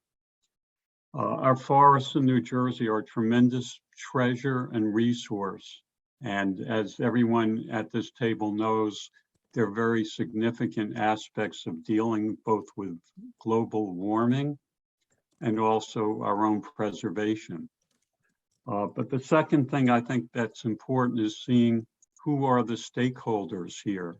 There are lots of voices. There have been many divergent voices with different positions, but we hold these lands as a public trust. The state is, under the common law, the trustee for all of these resources, and the management of these resources is not just for the people whose voices you're listening to today, but it's real for the future generations to come and ultimately our planet. So while you hear a lot of voices now, those making the decisions to impact how we're going to manage these forests has to think multi-generational and think about those whose voices are not here, because you, the state, the people, are the voices for those future generations. Thank you, and I hope this process will lead to a reasonable and responsible and management in the best interests of both people and species. Thank you, Wayne. Okay, so Sharon is going to speak on behalf of Nancy Roberts. Sharon, are you there?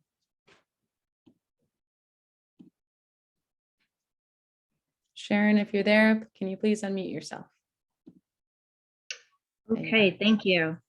So yes, I'm speaking.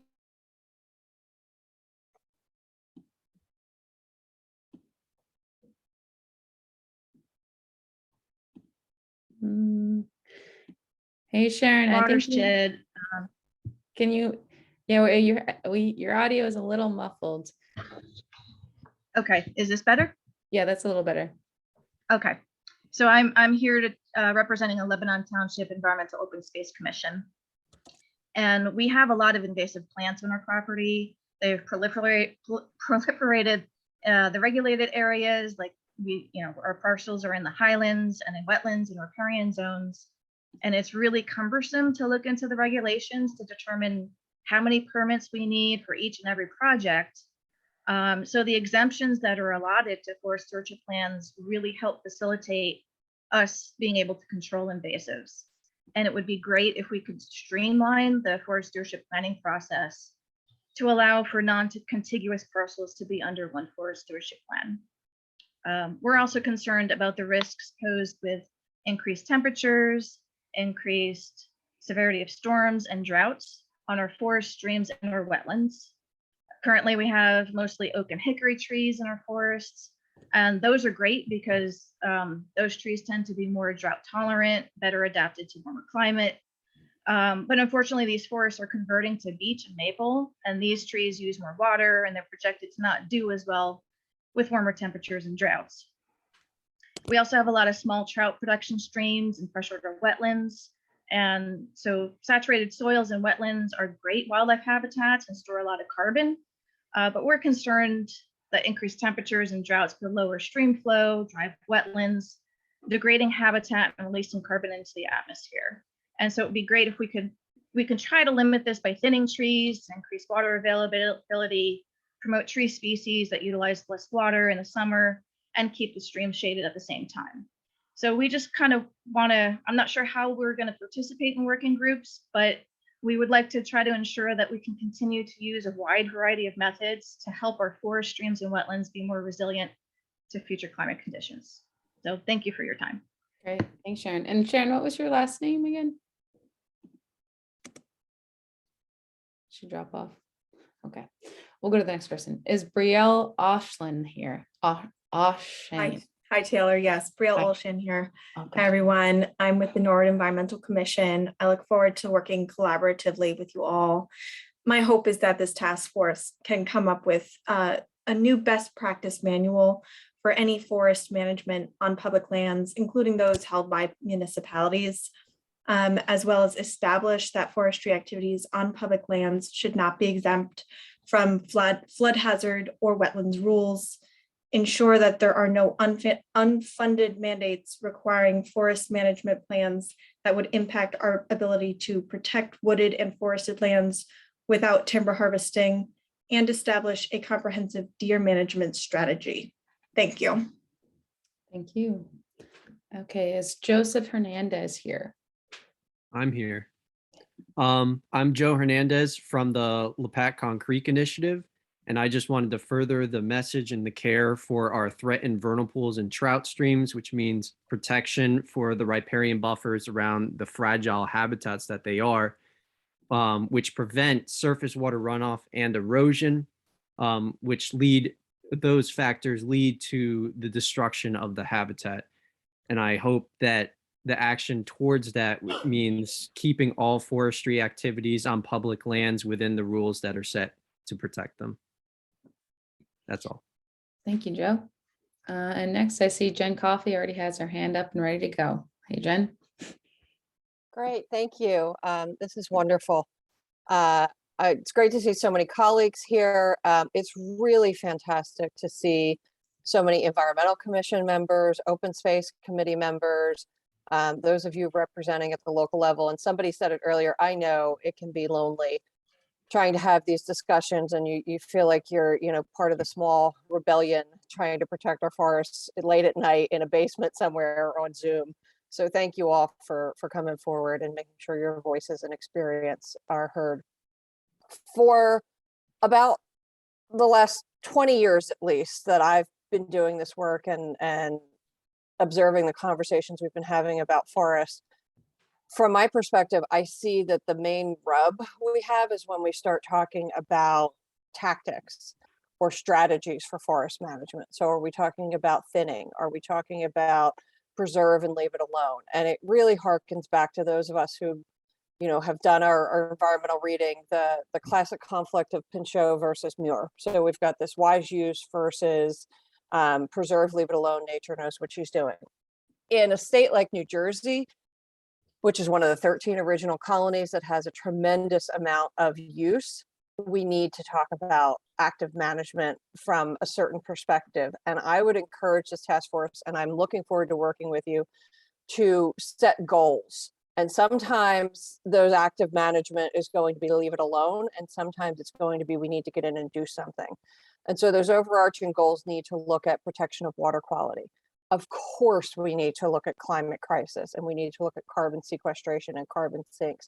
We also need to look at, and I'm hoping that there's a process here for looking at the intersection of the climate group and the eco health group, because projections are within my expected natural lifetime, hopefully, that's a long time. New Jersey's climate is going to start to look similar to that of North Carolina.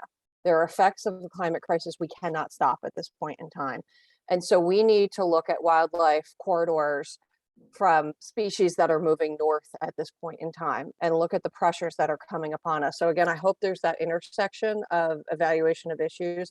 And I look forward to working with these great minds that are here to work on these groups and those who are bringing forward their local experience. So thank you, everybody, for the enormous amount of work that it's obvious you've put in already on this. Thanks, Jen. Okay, next 5 speakers are Dylan Borger, Philip Pepe, Tom Knizik, and Joe Bazralian, and Owen Silas. Dylan Borger, are you here?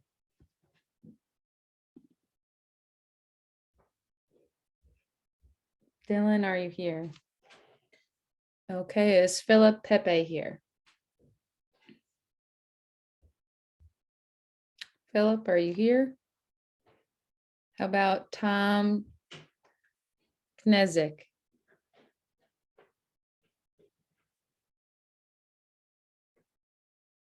Okay, how about Joe Bazralian? Taylor Tom should be here. I've asked to unmute. All right, don't see him. Sorry, you can carry on. Okay. How about Owen Sellis? I just saw Joe Bazralian join. Is he not here? There he is. Okay. John, yeah. Joe, if you're ready to speak, go for it. Okay, thanks for unmuting me. Thanks for hosting the forum. It's off to a really promising beginning. I chaired the Chatham Township in Morris County Open Space Committee for 11 years, and I have a number of other positive affiliations that have given me such a great appreciation for our forests and the diversity of our forests. I hope that this process will allow us to bring out and to share a fuller understanding of what our forests really are and what they encompass and how diverse they are. For instance, I was just while listening to the beginning of the call, I was walking around in a forest, which I recently learned, we recently figured out, has never been plowed land.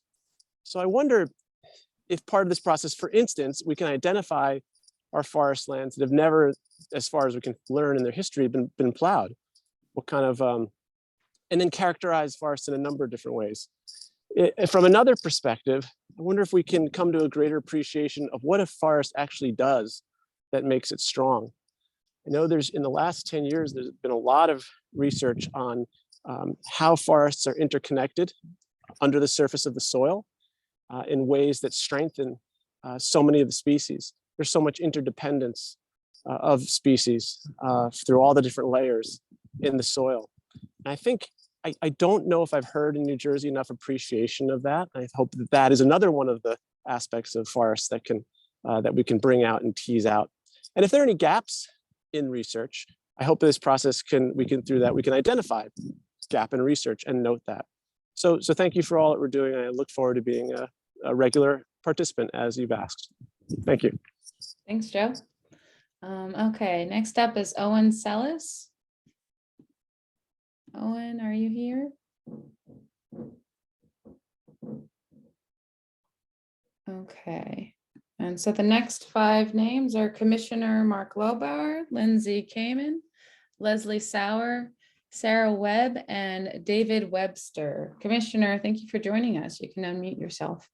Oh, thanks very much. Just Mark is fine with me. I'd like to thank Senator Smith and all of the co-chairs and frankly, share my excitement with all of you who are participating in this call. It's great to know that there's so much passion and interest for the welfare of our forests in this state. And I'm very pleased to be joining in with all of you. And like most of you, I wear several hats. Yes, I'm on the Pinelands Commission. I'm also the president of the Highlands Coalition. But tonight, I'd just like to speak to you all as an individual. I just want to make 3 short points, and I look forward to many further discussions with all of you in the work groups and throughout the rest of the year. First off, I'd like to agree that yes, of course, it's important that we be civil with each other. And why shouldn't we? We all share a common passion for our forests. So of course, we have a certain love for each other and in that passion that we share. But I would urge all of you that that doesn't mean that you should not advocate forcefully and assertively for the issues that you believe in here. I think for the sake of a good and productive argument, and we are going to have arguments over these issues, that we need to be assertive, civil but assertive. Second, I'd like to point out that I heard the word harvesting several times in the opening presentation and in the slides. I didn't once hear the word proforestation. And I, for one, think that that's an important issue that should be on our agenda. And I look to talk quite a bit with all of you about proforestation in the months ahead. I think that's important to the policies we're going to set. And then finally, I'd like to agree with our colleague Bill Wolf. I think he's right. We should ask the state to impose a moratorium on forestry practices on public lands until our report is done. Thank you. Thanks, Mark. Okay, next we have Lindsay Kamen. Hello. sorry, my camera's not working, No, we but can I see just you. want, oh, you can see me? Okay. I can't see myself. I was just going to say that I agree that I think we should not do any more logging until after, there's a formal report and new regulations. Thank you. Thank you. Okay, and next we have Leslie Sauer. Am I unmuted? You are unmuted. We can hear you, Leslie. Okay, thank you very much. I really appreciate the way you guys have set this up. I think it's extremely well organized, given how extremely difficult it is at the same time. I myself have been involved in forest restoration for over 25 years, 30 years as a teacher, as a practitioner, and as an author.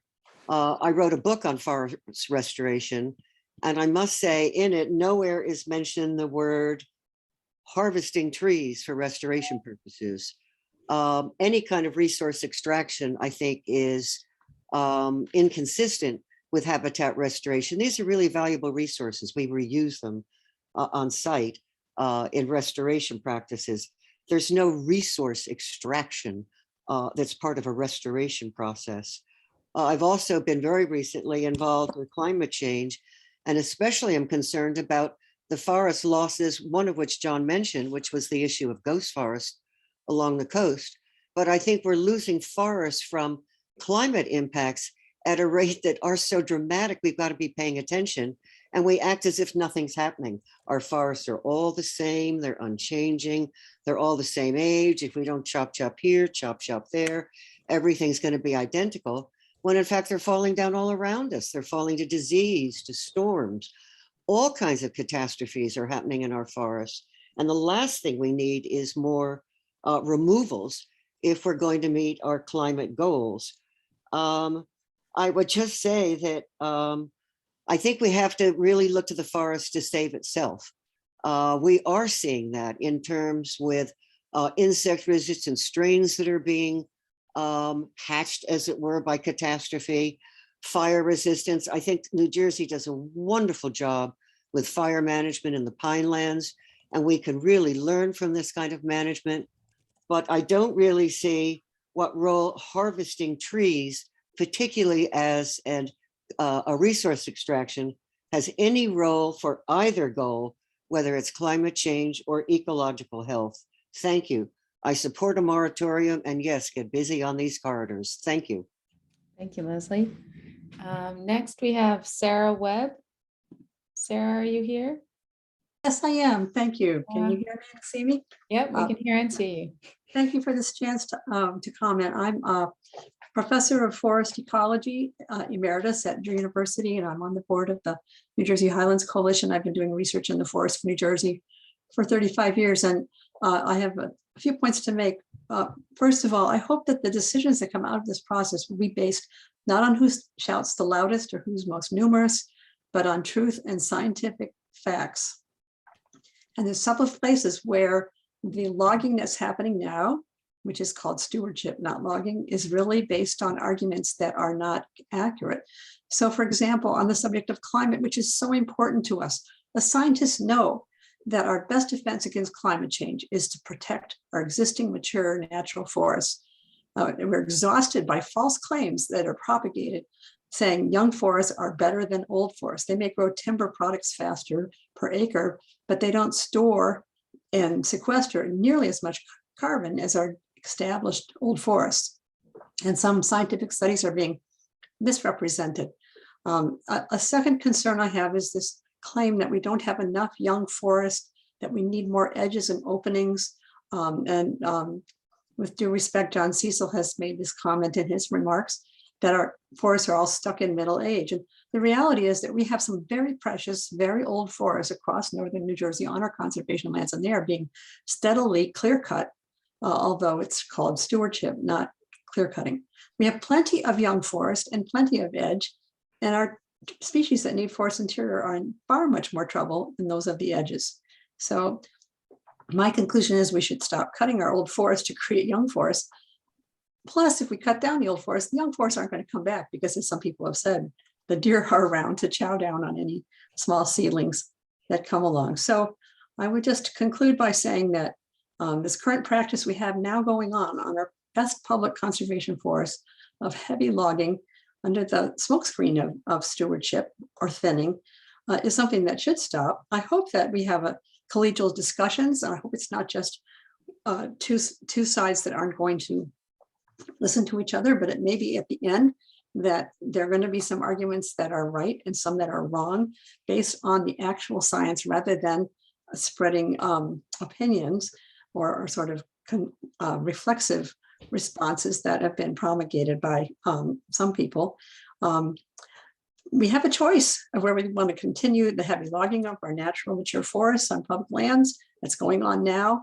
And it's not being called logging, but there are many conservation groups and many people on this call that have been trying to mitigate this and reduce this. The state's spent billions of dollars, just to wrap up, to protect our forests, and only something like 2% are protected from commercial logging at this point in time. So a change is needed, but a shift, I would say. And proforestation was mentioned. That's when we protect our biggest and oldest forest to sequester the most possible carbon and give us the most climate resilience. Thank you very much. Thanks, Sarah. Okay, and do we have David Webster? David, are you here? Okay. Next 5 speakers, we have Jeff Tittle, Bill Cadsman, Styra, never mind, Styra does not want to speak. So then we have Denise Garner, Erica Panic, and Dustin Partridge. Jeff Tittle, are you here?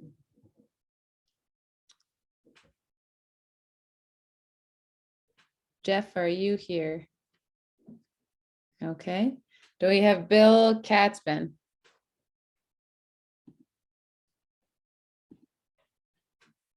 Okay. Do we have Denise Garner? Denise, I see you. Okay. Yeah, hi. Hi. Hey, everybody, how are you? In listening to this and you know, understanding the importance of preserving, you know, these public forests and how important they are. I'm a person that looks at, you know, forests as also making sure our aquifers are intact too. And I don't see and haven't seen any of the connection between the forests and the aquifers ever in any of these reports coming forth. And that's a big factor as we move forward because of the fact that there's a lot of developments going on. And then also the forests that are public land locally, you know, where the townships have purchased the land. And then eventually what happens is they end up turning it over and selling it to, you know, off to a developer. And then that becomes a problem because then you've got all this, the contiguation is becoming segmented. And that is really, you know, a disaster. By looking at the map, I do GIS mapping. And at one point I did work for the NJDEP for the sewer service department. And I was also an environmental commissioner for over 20 years in my township. One of the headwater townships, which is Jackson Township. And right now they're under fire because all of these developments and then the affordable housing that comes into play. And that is also key in trying to, you know, preserve what we already have. We've lost so much already. So my concern is, you know, as we move forward, and New Jersey is, you know, looking at trying to, you know, preserve these forests, but we also have to bring in the key factors of, you know, water filtration, the aquifers, and the aquifers are, you know, there's a few of them in the state, but 656 municipalities use that water. Without the forest being in place or intact, that water is eventually going to be, you know, we'll have some contaminations, and we already have it. It's already rampant through New Jersey with the PFOs and PFAs contamination. So we're looking at, and then I heard about or listen to the fact that you want, where they go in and the logging. Well, there's a movement across the United States to use hemp as being a product for building homes, and they're far more sustainable than the wood. Okay, so in utilizing that, or maybe making a transfer and preserving the forest, because we need to keep that as a part of filtering our aquifers, we can use this byproduct as being, more sustainable for the future. It also cuts down on the CO2 footprint. These houses are fireproof, they're mold proof, they're wind resistant, and they're also water resistance too. Whereas, you have to look across the United States and how many disasters we've had. And then every time there's a disaster, they go out and cut, swaths of forests. Maybe not here, but they are soon. So this is something that I think needs to be looked at as a future product of saving those important trees or the forest itself. Denise, I'm sorry, we just have to keep everybody to 2 minutes. Sure, I got it. But thank you very much. Yes, thank you. Thank you. Okay, and then do we have Styra Eisinger? Styra, are you here? Okay. So the next 6 are Dustin Partridge, Sue LaRose, Lila Cowell, Ed Hewling, Denise Galway, and Dave Murnick. Taylor, we should have had Erica Panic. Oh, she did not want to speak. Oh, okay, I apologize. That's on her comment. So is Dustin Partridge here? Okay, how about Sue LaRose?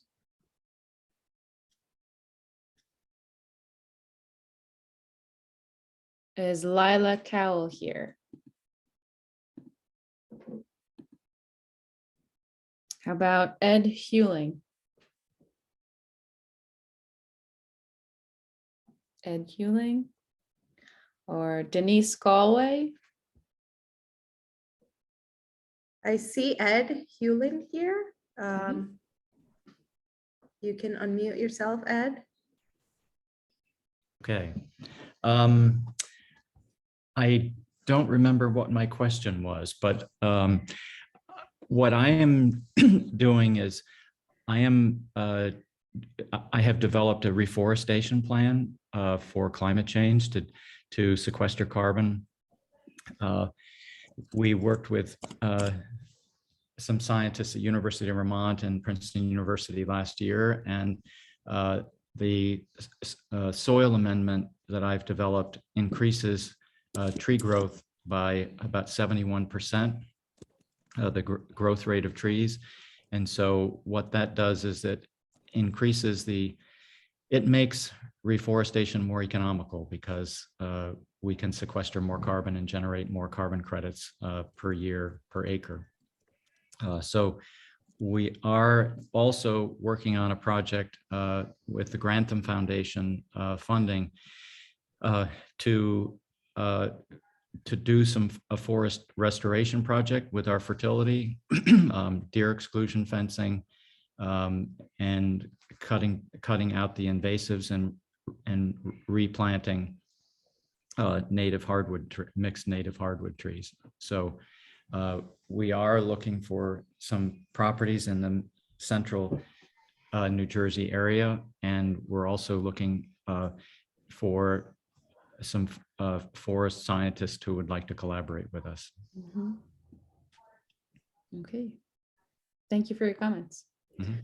Next off, do we have Denise Galway?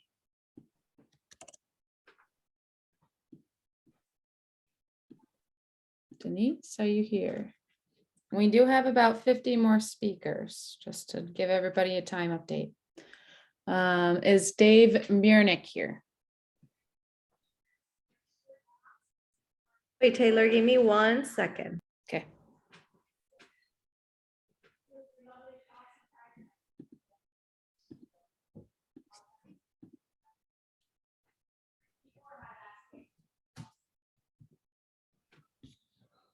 Okay, you can carry on, Taylor. Okay, so the next 5 speakers are Sandra Chem, Dave Pringle, Cynthia Soria Dunn, Janine Fox, and Bridget Daly. Is Sandra Chem here?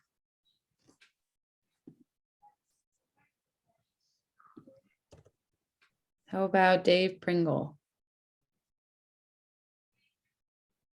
Yes, I'm here. Sandra Chen. Oh, sorry, we have you as CHEM. My mistake, Chen. Hi, I'm a member of the Princeton Shade Tree Commission, and my concern, I'm very grateful that this task force is undertaking this important work. And my concern is that I hope the recommendations that emerge are supportive of municipalities and their efforts to take care of their forests. Supportive, ensuring that research is done to provide reliable information, that best practices are disseminated, and very importantly, consideration of methods of delivering resources, including funding, that will enable municipalities to carry out this work. Thank you very much. Thank you, Sandra. Is David Pringle here?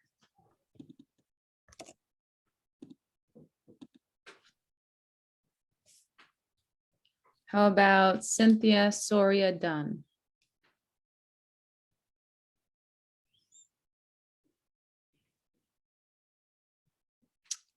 Okay, how about Janine Fox?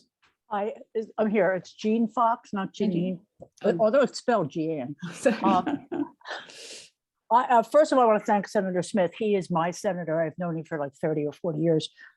For this is an extraordinary event and activity, and I'm praying to God that we get a great result out of it. And I'll bug my senator about it if need be. But I also want to say I am so impressed. I've been going to public hearings and meetings and stuff for 40 years. I am so impressed by the individual New Jerseyans on this call who actually know and care and love our environment, as I certainly do, and have all kinds of insight. Have a lot of knowledge. And so this is really an extraordinary time for New Jersey's people to pull together for this. My major concern is the climate crisis. I don't call it climate change anymore. We are in the middle of it, and it's hell for everybody, in some places even worse. This climate crisis has to be mitigated. We certainly cannot stop it. And as somebody mentioned earlier on, we're going to have North Carolina weather before she's my age. So to me, that's the critical thing, but also loving the Pinelands and the Highlands, so we used to call them the Pine Barrens, and canoeing and everything that New Jerseyans do, basically for free in our forests and parks, is so critical to the future. This is about the future. It's not about us today. And the science part really is what needs to be taken care of. What is the facts? I think actually the old forests need to be preserved. From everything I've read, and I've read a lot about this, we need that because they take a lot more carbon out of the atmosphere. So I mean, that's really all. I want to get engaged in this very much so. It's really very important to the entire state. We need to preserve what we have, and we don't have much left. And all New Jerseyans care about this, which is why every bond act passes, no matter what the situation is, because New Jerseyans care about it. So thank you for doing this, and thank everybody for participating, and continue to participate because we need everyone involved. Thank you. Thank you. Okay, next we have Bridget Daly.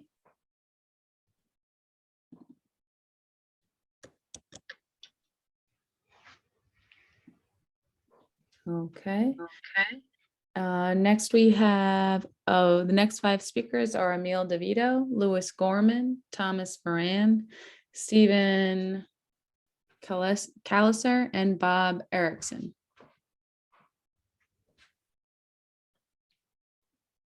Hi, everybody. This is Emil DeVito. Can you hear me? Yes, we can hear you. Hi. This is going to be great. I can tell already by the diversity of folks and the level of concern for our natural resources. I'm sure we're going to all be able to agree on, what forests need to be put into proforestation, especially a lot of the forests that are old and a lot of the forests that have never been agriculture. And I'm sure we're going to be able to agree on how much incredible restoration work using every tool in the toolbox needs to be done on all those post-agricultural forests with dying ash trees and understories of invasive species. And I'm sure we're going to be able to agree where we need to do projects here and there for rare species of plants and animals. What I don't know that we're going to be able to agree on is how to control the deer. And for 40 years, we've known that the deer are destroying our forests and making our species become rare, and many species disappear, especially diminutive species like rare plants and invertebrates. And if we don't do something about the deer, nothing else will matter. The deer and the forest fragmentation and the suburban sprawl that has contributed to the deer population increase are, if not as bad, could possibly be worse than climate change, because we're already seeing levels of degradation that we would have never dreamed of in 1975 when I first walked through our forests with the great ecological professors at Rutgers University. And so we need to do something about the deer, as well as think of climate change and sequestration and rare species and various types of forest management, from proforestation all the way down to, controlled burning and thinning. And I can't wait that we go wrap our arms around this. Thank you. Thanks, Emil. Okay, next is Louis Gorman. Louis, are you here?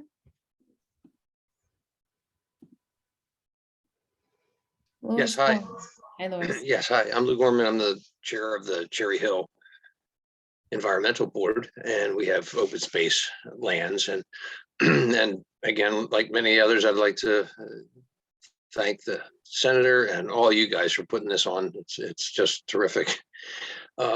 Some questions to clarify this as we're moving forward with our two groups. The product, and maybe you'll be able to develop or give us guidance on that once we get there into the groups. But if there's an email, you can follow up this, because I'm hearing policy, I'm hearing management. So I'd like to know what it is that the senator would like.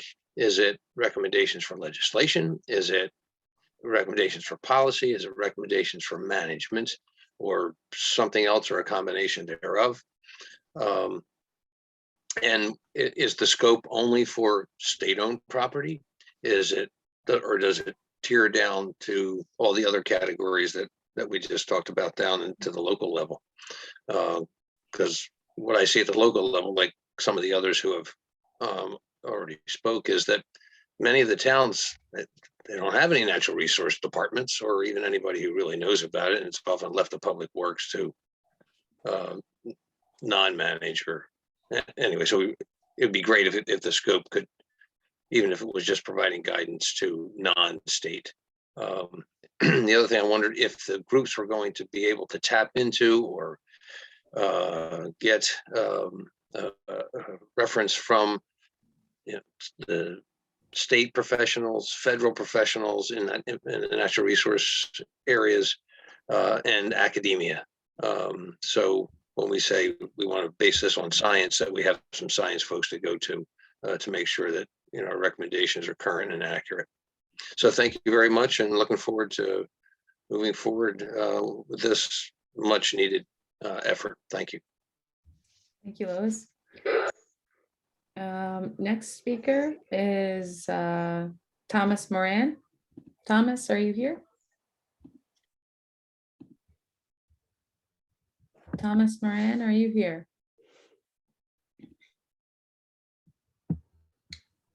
Okay, and if you're on the phone, press *9 to unmute yourself, just in case. Next speaker is Stephen Calliser.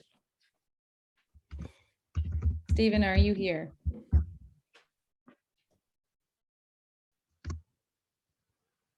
Okay, how about Bob Erickson? Good evening. It's been kind of long, but it's really good to see all the interest that is out there. I've been a wildlife biologist for longer than I like to admit, 49 years. And it's just amazing to me the amount of interest there is in the general public and the amount of knowledge there is out there. So this will be a good opportunity to share some of that knowledge, both from the professional side and from the private side, the public individuals who have a deep concern for our forests. I think we also, in addition to our state forests, we need to address private forests too. There needs to be some real hard work done to encourage landowners to keep their forests and to actively manage those forests for carbon sequestration and for species management. We have a host of species in New Jersey that are dependent on various age classes of forest. And therefore, I'm an advocate of forest management for age diversity as well as wildlife species diversity. It'll be good to go through this process and see where it leads. Thanks a lot. Thanks, Bob. Thanks for hanging Oh, in by the there. way, I am representing the New Jersey chapter of the Wildlife Society. Got it. Thanks, Bob.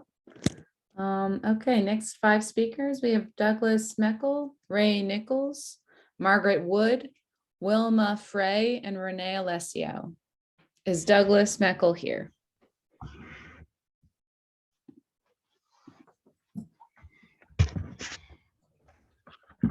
How about Ray Nichols?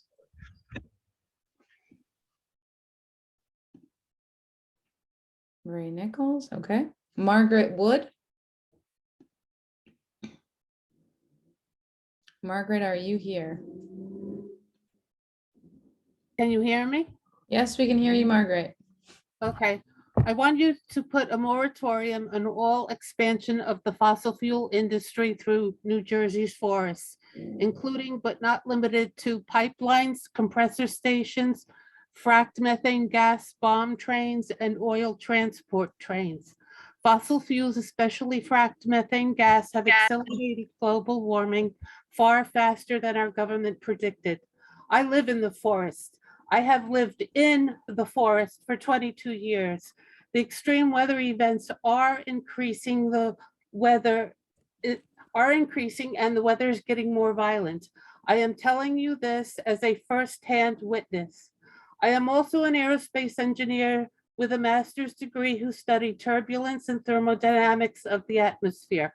I know from my classes that when the atmosphere is warmer, it becomes more turbulent. The heat energy is converted to kinetic energy. That makes the winds blow stronger and the swirling of the tornadoes and hurricanes to get much larger, powerful, and more violent. The 100-year hurricanes are occurring every 5 years now. I will never forget the violence of Hurricane Sandy. In the middle of the night, the power goes out and I hear what sounds like gunshots going off every 2 or 3 seconds. Make no mistake, Hurricane Sandy was made stronger and more violent because of global warming. When I went outside the next day, I saw about 1 out of every 20 trees on my property had either been broken off at the trunk or had their roots pulled out and their massive roots had snapped apart. The breaking of the live oak trees was what made a sound so loud it sounded like gunshots.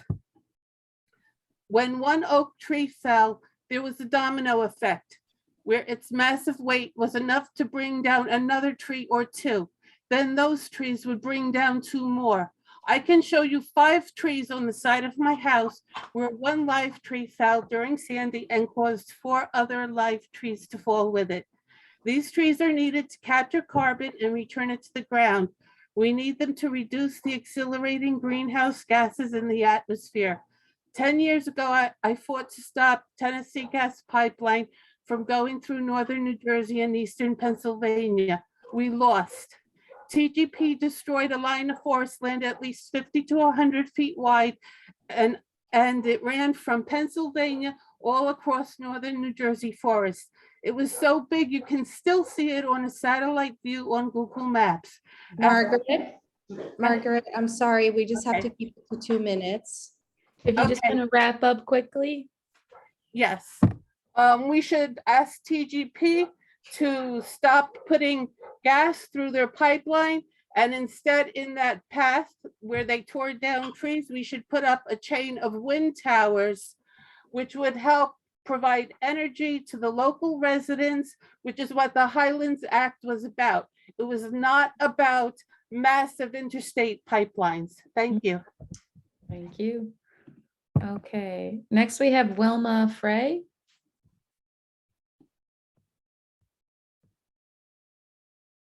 Wilma, are you here?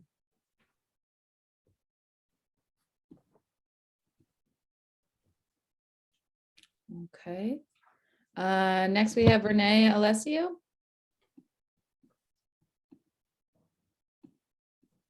Renee, are you here?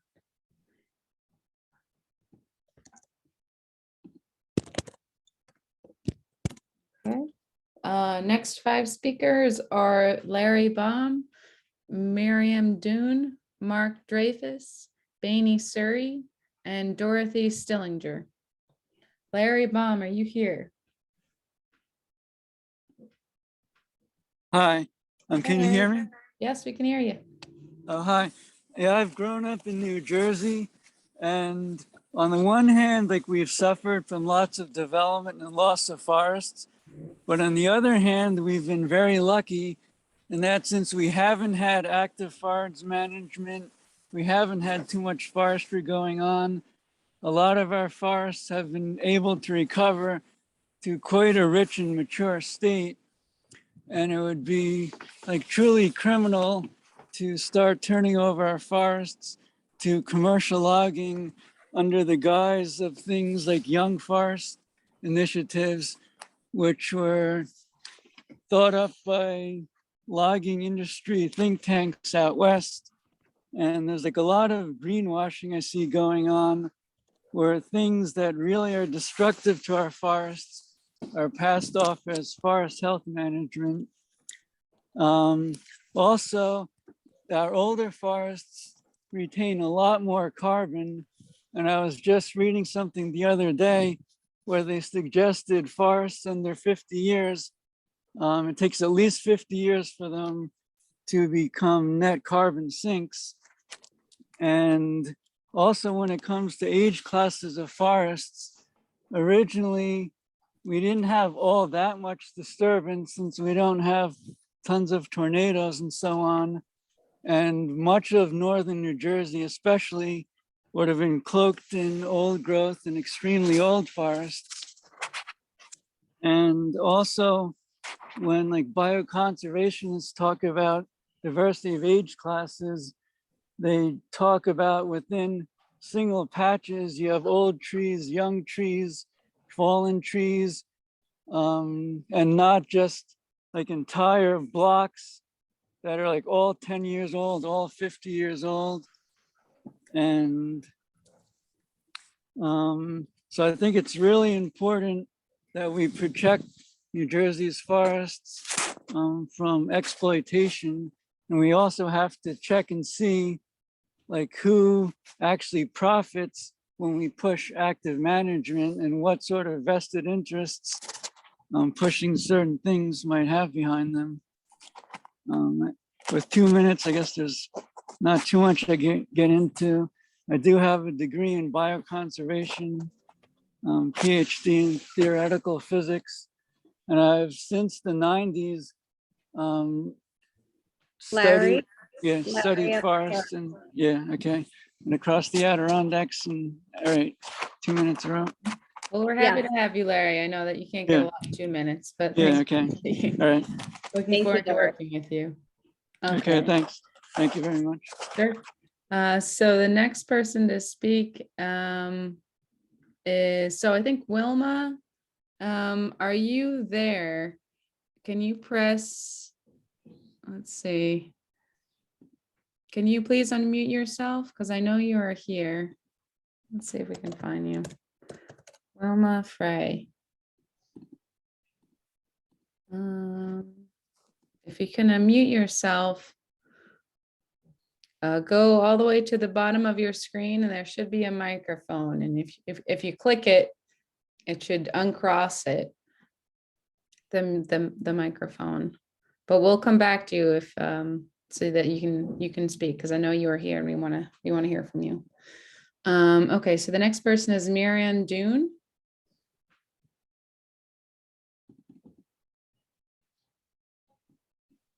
Okay, Mark Dreyfus. Marion is here. I'm muting. Okay, Taylor, give me 1 second for.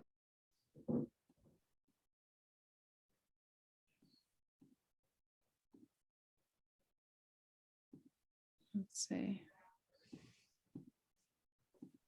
Marion, are you here?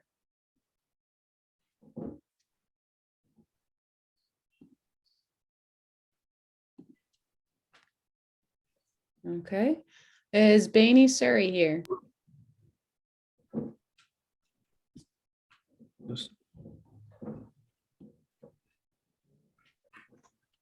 Okay. This is Timmy Way. Am I supposed to be talking? Who is this? Hey, you can speak. Just say your first and last name. Timmy Way. Oh, hi. How are you doing? Okay.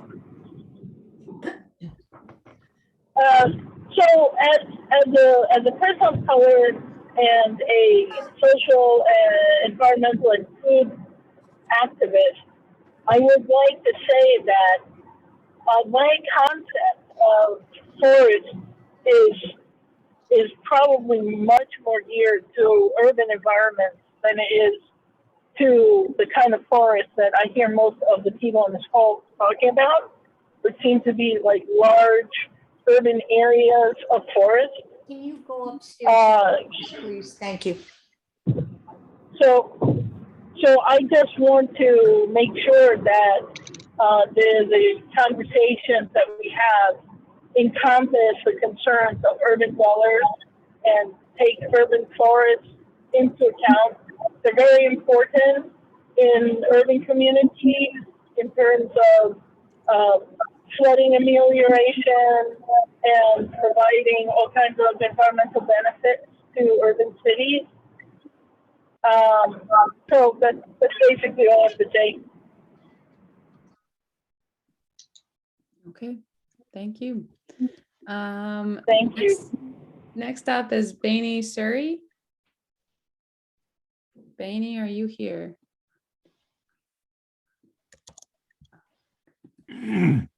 Okay, then we have Dorothy Stillinger.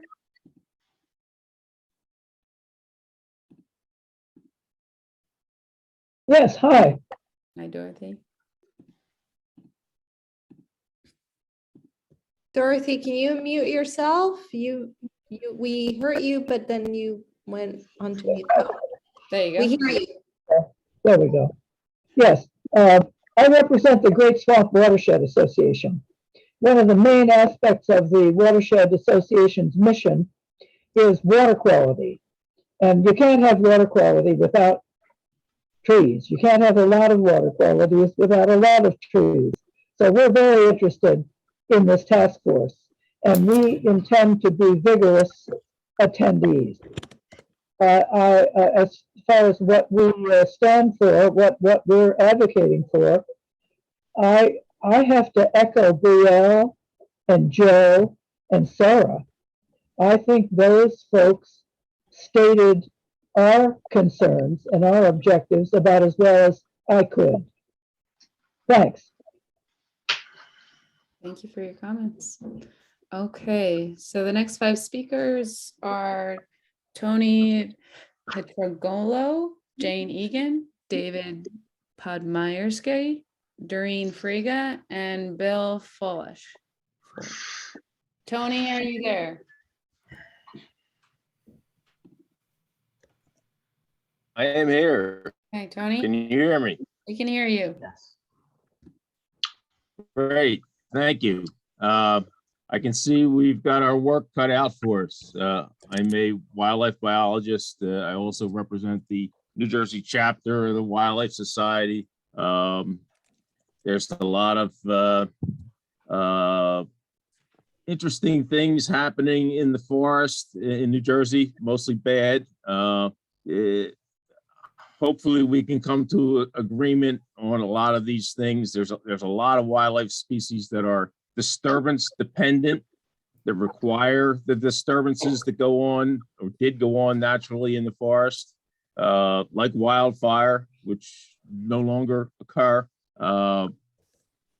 Sustainable forest management strategies. Can you hear me? Yep. Am I? Okay. Yeah. You know, places like that are disturbance dependent, like the pine lands, require lots of management. You know, wildlife biologists agree pretty much universally on these things, and hopefully we can come to some agreements. Although I see it's going to be a very challenging type of undertaking, but you know, New Jersey is in a crisis, and every day we lose another disturbance-dependent species, wildlife species that is, and you know, we need to get active in the forest if we're going to maintain our biodiversity. So hopefully, you know, this we can, you know, it's interesting that a lot of people have talked about having a moratorium on timber harvest on public lands, when essentially that already exists. You know, there's nothing on a level that would save any current species that are in decline going on state lands. It's token practices, but yet a lot of people seem to think that the state lands are being somehow clear cut. It's very interesting. Tony, thanks for your comments. Next up which requires. We are try to wrap up, Tony. You are a little over 2 minutes.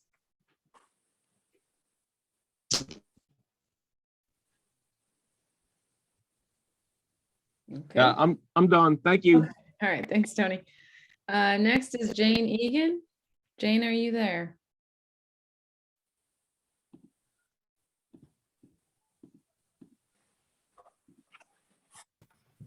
How about David Podmyersky? David, are you there? Okay, how about Doreen Frega?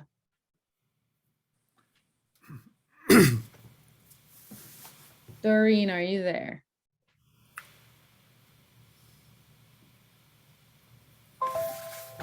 And if you are not speaking, can you please unmute yourself, or please mute yourselves?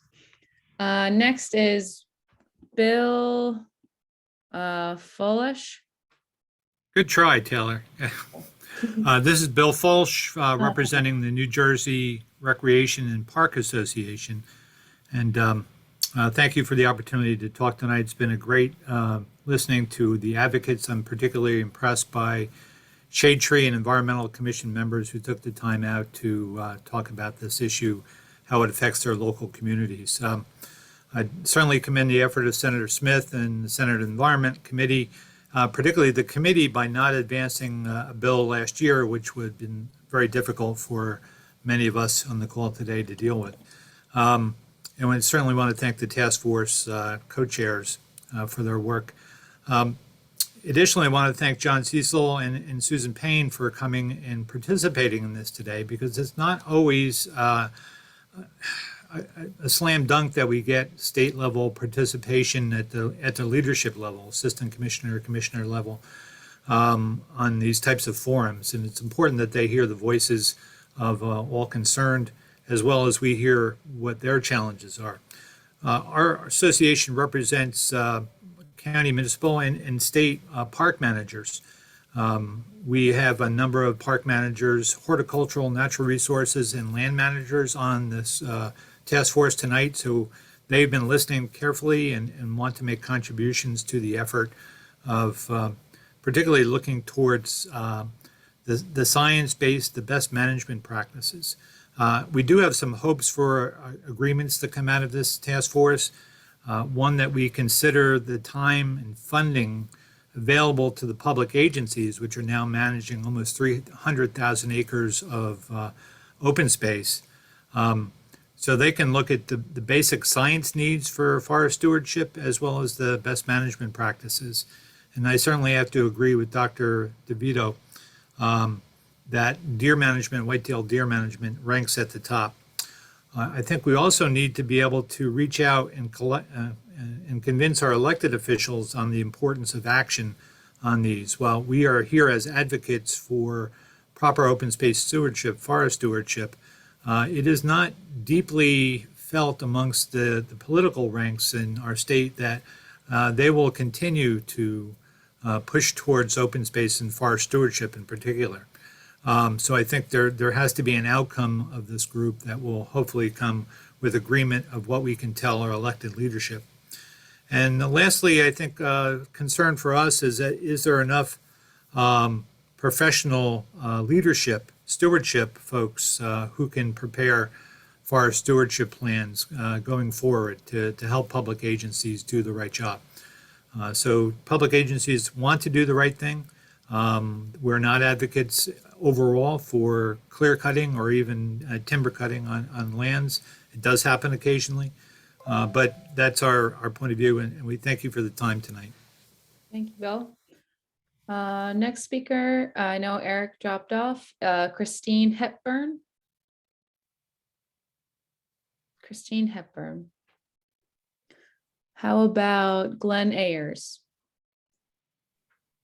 Hi, thank you very much for the opportunity to provide comments. My name is Glenn Ayers. I was born in Somerville, New Jersey, and I grew up in Ringwood, just about a mile away from Skylands Manor. And I love the wooded forests of northern New Jersey.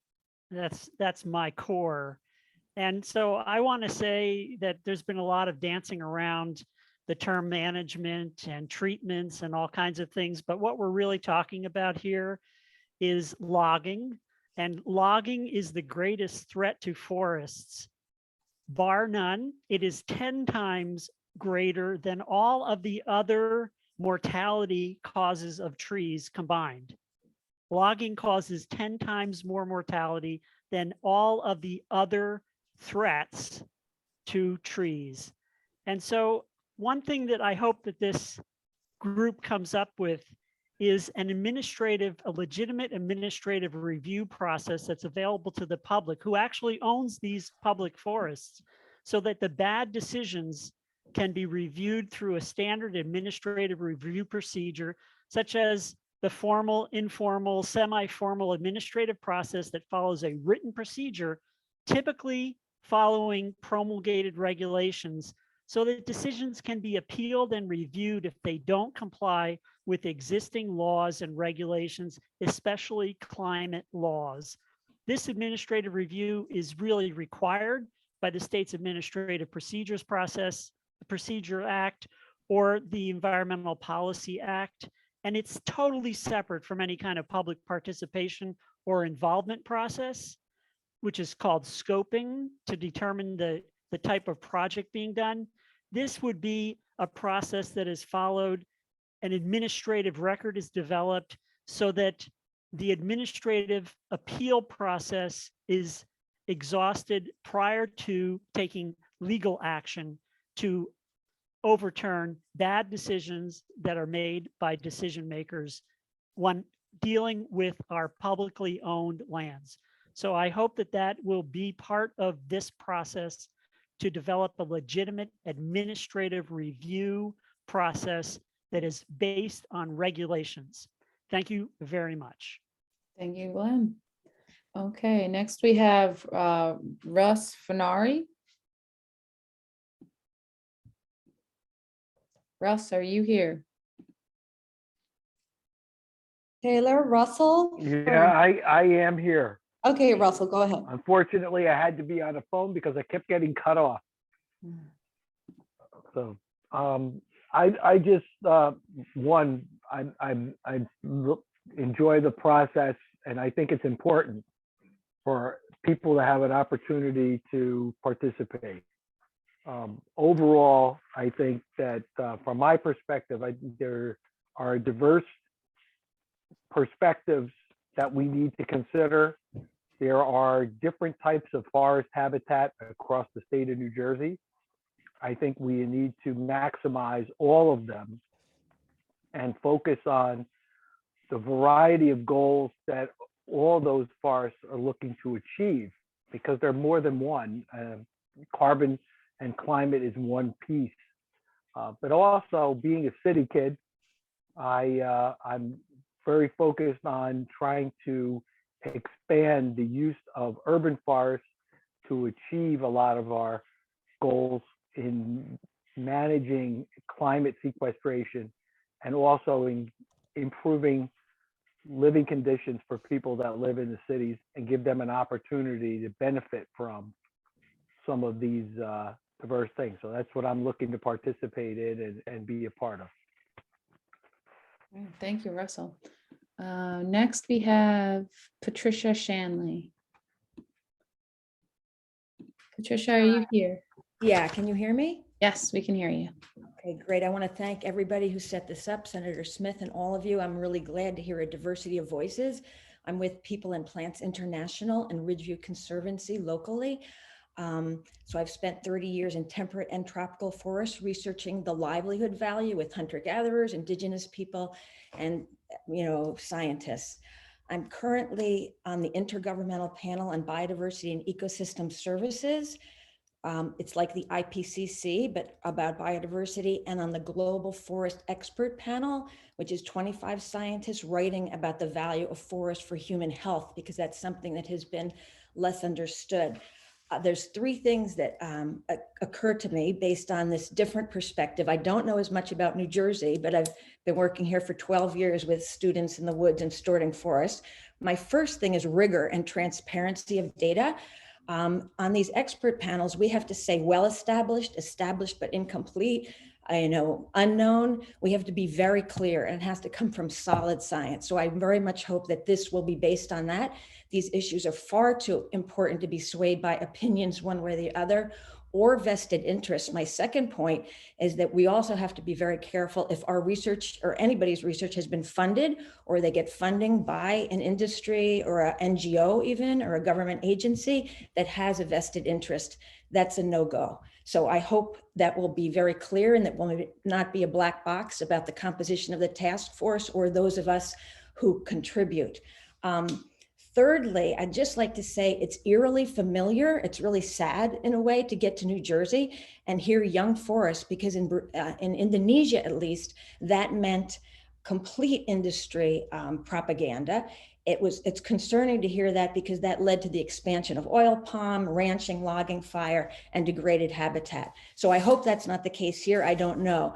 But in my research and in these panels that I'm fortunate to be on, there seems to be real global scientific consensus coming around the importance of forests for climate change, human health, biodiversity, and poverty alleviation. And I agree with a former speaker who said we have to think about the next generations and the youth. So I hope that transparency, hard data, and really thinking about the future will be central to all of us. Thank you all very much. Thank you, Patricia.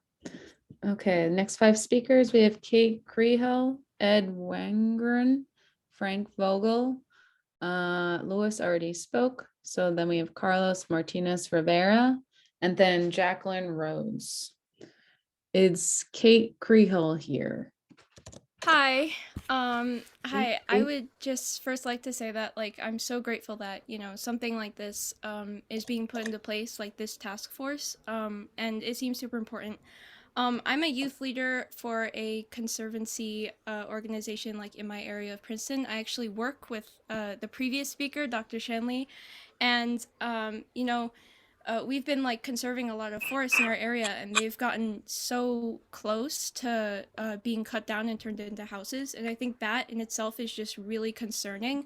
In addition, just considering the fact that these are old growth forests that, have sequestered so much carbon, and that also are home to so much wildlife and so much biodiversity, including, vernal pools and amphibians that are, quite endangered, I think, especially I think in New Jersey and stuff. Yeah, just, conservation, and I guess just being able to, just, being able to conserve, more forests, especially old growth, I think is really important. And I mean, like, especially for me, I'm young, I'm a junior in high school, but, this is like my generation that's really going to be so affected if we don't do something about climate change and, this climate crisis. And so, I'm super passionate about it, especially because, it's going to affect my generation and just the following generations. And, that's why I'm so grateful, a citizen like me can be part of this. And this is being done, especially, in my state I've grown up in my whole life. And yeah, that's it. Thank you. Thank you for your comments. Is Ed Wangren here? Ed, are you here? Ed, are you here? Okay, is Frank Vogel here? Hi, I'm Frank Vogel. Hi, Frank. Hey, how you doing?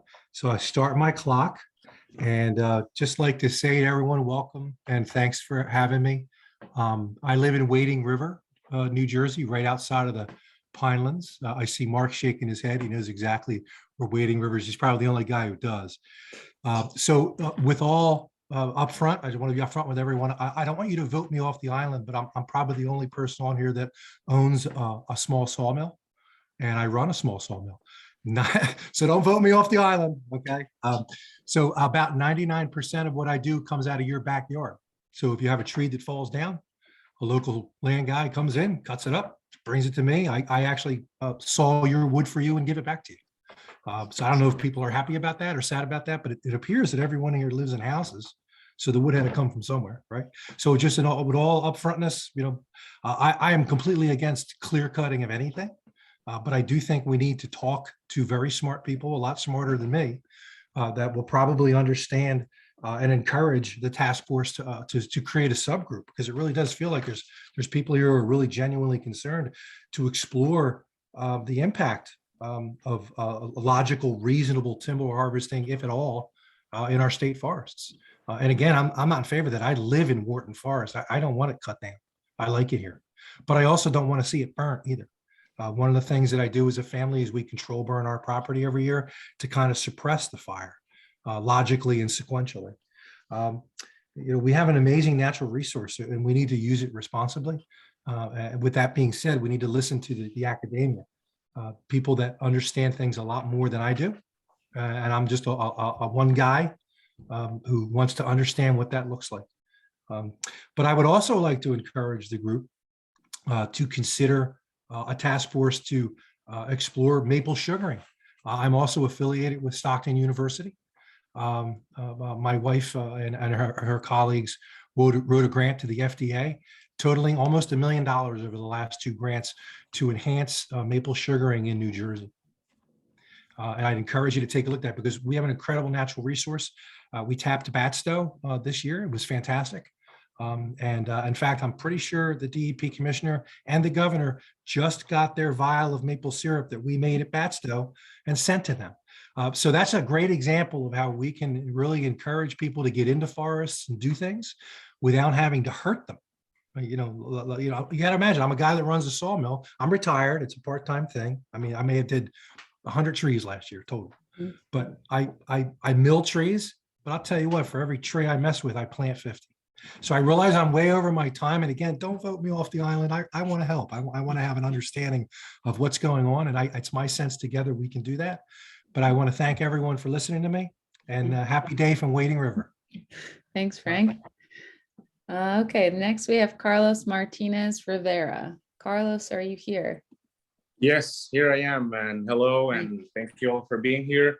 And yes, I mean, the general consensus of agreeing that we do need to go ahead with a comprehensive and a plan that takes into account how to manage our forests and how to protect our forests from now and forever, basically.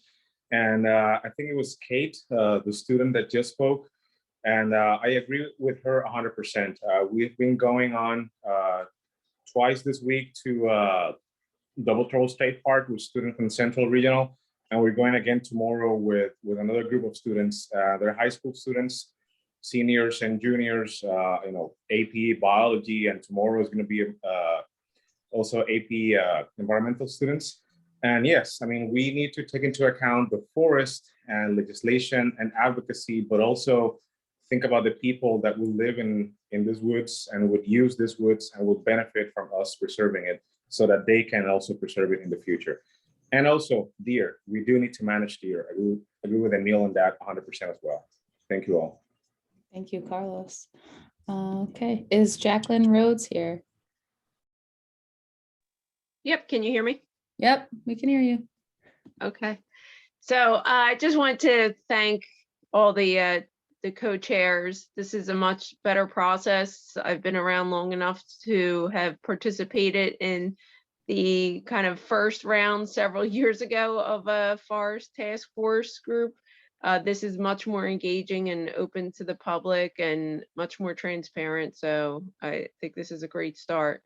I just wanted to reiterate probably what mostly everyone has said, even if it was just in bits and pieces, that it is more than just the trees we're talking about. And somebody had mentioned the aquifer and water resources. And then of course there's rare plants and things that people don't often think about when it comes to those forest management techniques. And it seems like through these work groups that information should become available. And it is clear that we will need a lot of science and guidance as it relates to that as we develop those policies. And I believe that we have almost all the policies in place that we really need.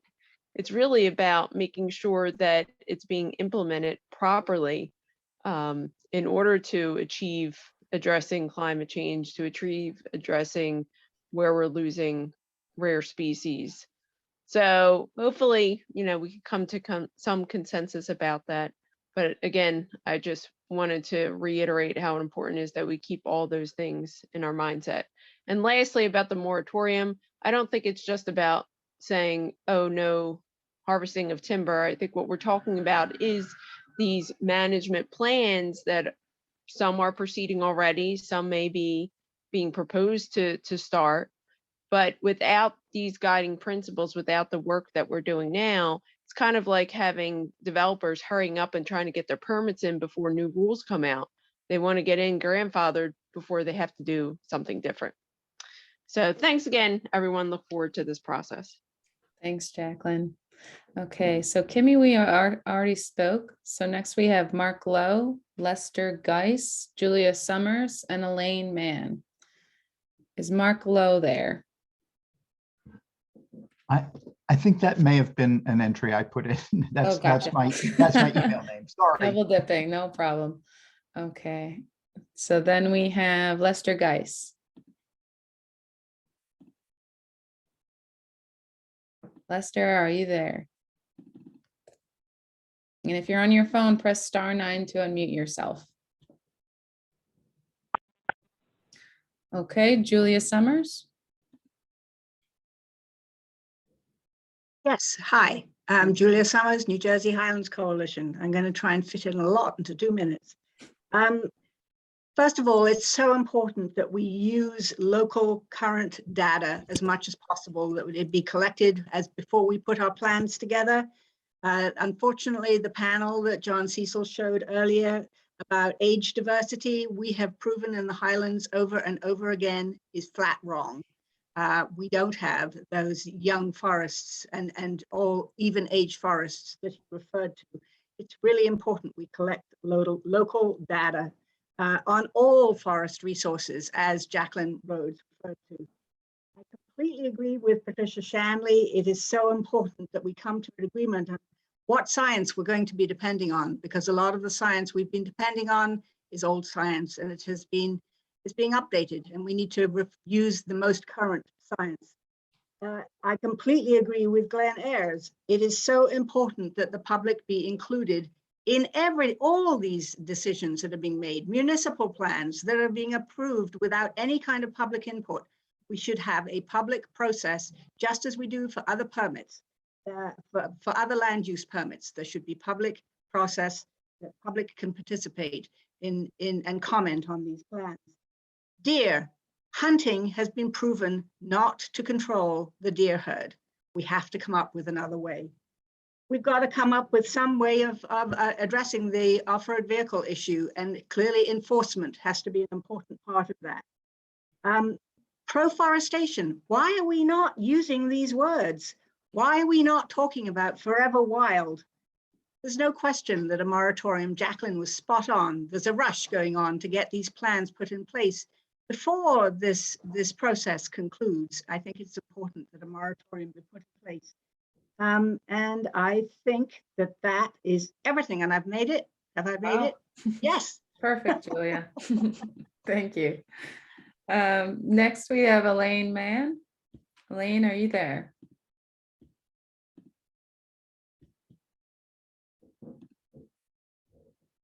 Elaine, I see you. So Can you hear me? Yes, we can hear you now. Okay. All right. My name is Elaine Mann and I live in Colts Neck, New Jersey. I live on a small farm, and part of my farm, we grow evergreen trees, but on the other part is the awesome part, where we have trees that have been around since George Washington's time. Okay. And this is an awesome task we are about to embark on. But if we all look at our goal, the outcome will also be awesome. Let's roll up our sleeves and get going.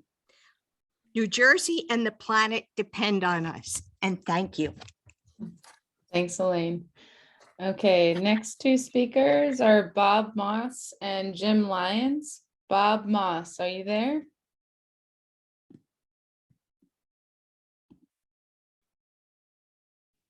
Are you there, Bob Moss? If you're on the phone, press *9 to unmute yourself. Okay, how about Jim Lyons? This is Jim. You hear me? Yep, we can hear you. All right, very good. So I grew up in Fort Lee, New Jersey. I currently reside in West Milford. I have degrees in natural resource management from Rutgers and Yale, formerly the School of Forestry and Environmental Studies, now the School of the Environment. And I've had the good fortune of working in natural resource management for most of my lifetime. A lot of that at the national policy level, and frankly, a lot of it in the West. I just offer a few observations that I think are relevant to what this task is that we're going to undertake. First of all, it's interesting to see in my lifetime the transition that has occurred from a focus on forest products to a focus on forest services. And we're talking about those things, and they're critical to the future of forestry in New Jersey.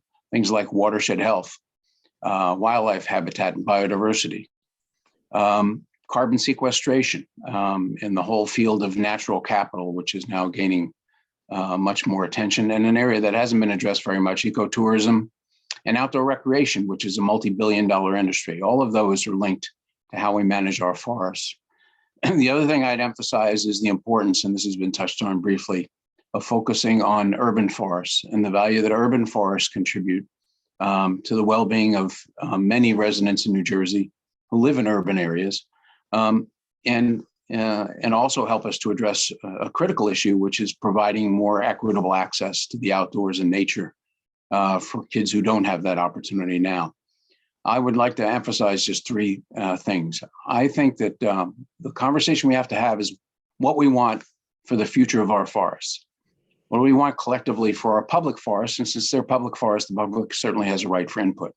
Secondly, what is the best way to achieve those outcomes? And that's the dialogue that this task force can have. And then finally, how do we best achieve these outcomes in the most efficient and effective way so as to ensure that we conserve our natural resources, produce the goods and services that are desired, and ensure that future generations are going to be able to benefit from the natural resources that we're entrusted to manage, and hopefully can come together to find a way to do so through this task force.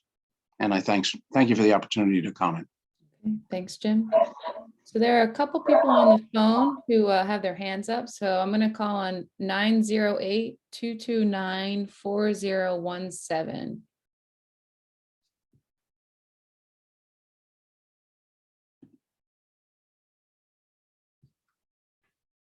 Okay.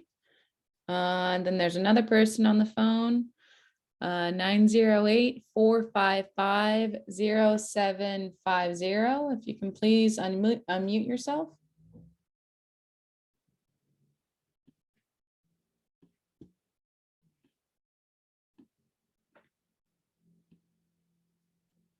Okay, and then we have Ken Dolsky. Yes, thanks very much, Taylor. My name is Ken Dolsky, and I'm representing Empower New Jersey. First, I would really like to encourage. Hello, hello. You have ignored me 2 times now. I'm on the phone. I'm trying to respond. Okay, all right. Hello. So yes, sorry, Ken. Yep, we hear you loud and clear. All right, you've got 2 minutes. Jean Pudley, I have tried to respond several times, but I'm on the phone, and you have not been allowing people on the phone to be part of this conversation. Okay, well, we do apologize, but please, let's hear your comments, and we'll do the best we can. Well, I care very deeply about the preservation and protection of our New Jersey forests, and I have been working to try to save them for a long time. And I'm very concerned about the way many of our state agencies are involved in logging them. For example, we have wildlife management areas, and they have been logging forests in many of those wildlife management areas, and they have also been putting farms in almost all of those wildlife management areas where forests were, and they are cut down for farming now. So there has been a great incursion of land that was saved and paid for by taxpayers and turned into other uses. We have a state agency that is not observing the fact that taxpayers have paid billions of dollars to try to save land, and then it gets turned over to New Jersey Division Fish and Wildlife, and it is exploited. It is exploited, and the forests are gone. We see that now in Sparta Mountain, but it's going on in very, very many wildlife management areas at the same time. Forests gone for farming in those areas where the wildlife can't live there if you have farming in those areas. So then when you see them in other places, it's because they have no place to live anymore in the land we saved. We paid to save those lands.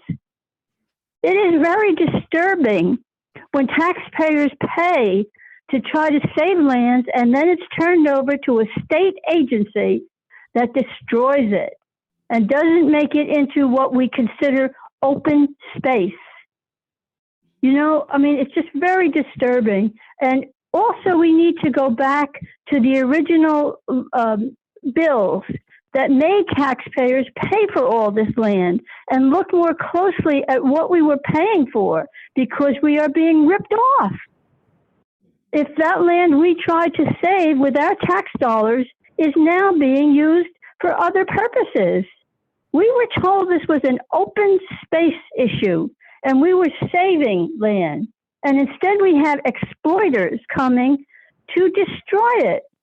And there's so many other things going on behind the scenes that people are not even aware of, that you have to be disturbed about what is happening to New Jersey land. There's so much more to talk about. Thank you for listening. Thank you for speaking. And what was your first name? We did not catch that. Jean.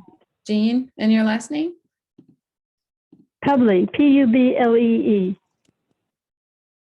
Okay, thank you. And I apologize about the technical problems with phones, but I'm glad that you were able to speak. Okay, Ken, thank you for being patient. All right, thank you very much. And I agree with everything Jean said. So first, I would just really like to encourage the 4 co-leaders to nail down this issue about which organizations can participate. Is it all environmental organizations, commissions, green teams, civic organizations, religious groups, commercial organizations, et cetera? Which ones can participate? And then the issue about what the criteria is for being a voting member of the working group, depending upon how much effort you put in. These are difficult questions, I understand, but it's really, really, really important to get these nailed down as soon as possible. Second, I'd just like to make a couple of comments on a consensus approach. Well, we can start with the verbal presentations and discussions, to formulate positions, and there may be more than two sides to an issue, so we need to talk about it. But then we need to move this to a written debate. It's not going to be who speaks the most, the best, or loudest.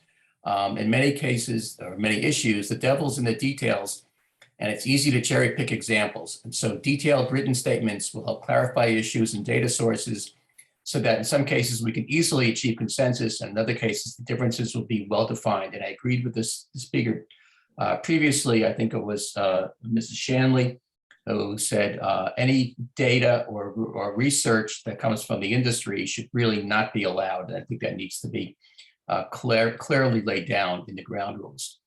We should really develop a written debate structure that we can all agree upon, whatever we put in terms of statements, rebuttals, questions, responses, what the format should be, how we cite resources. And the debate must be heavily weighted towards evidence from peer-reviewed reports, not opinions or anecdotes. And our motto should be science talks and BS walks.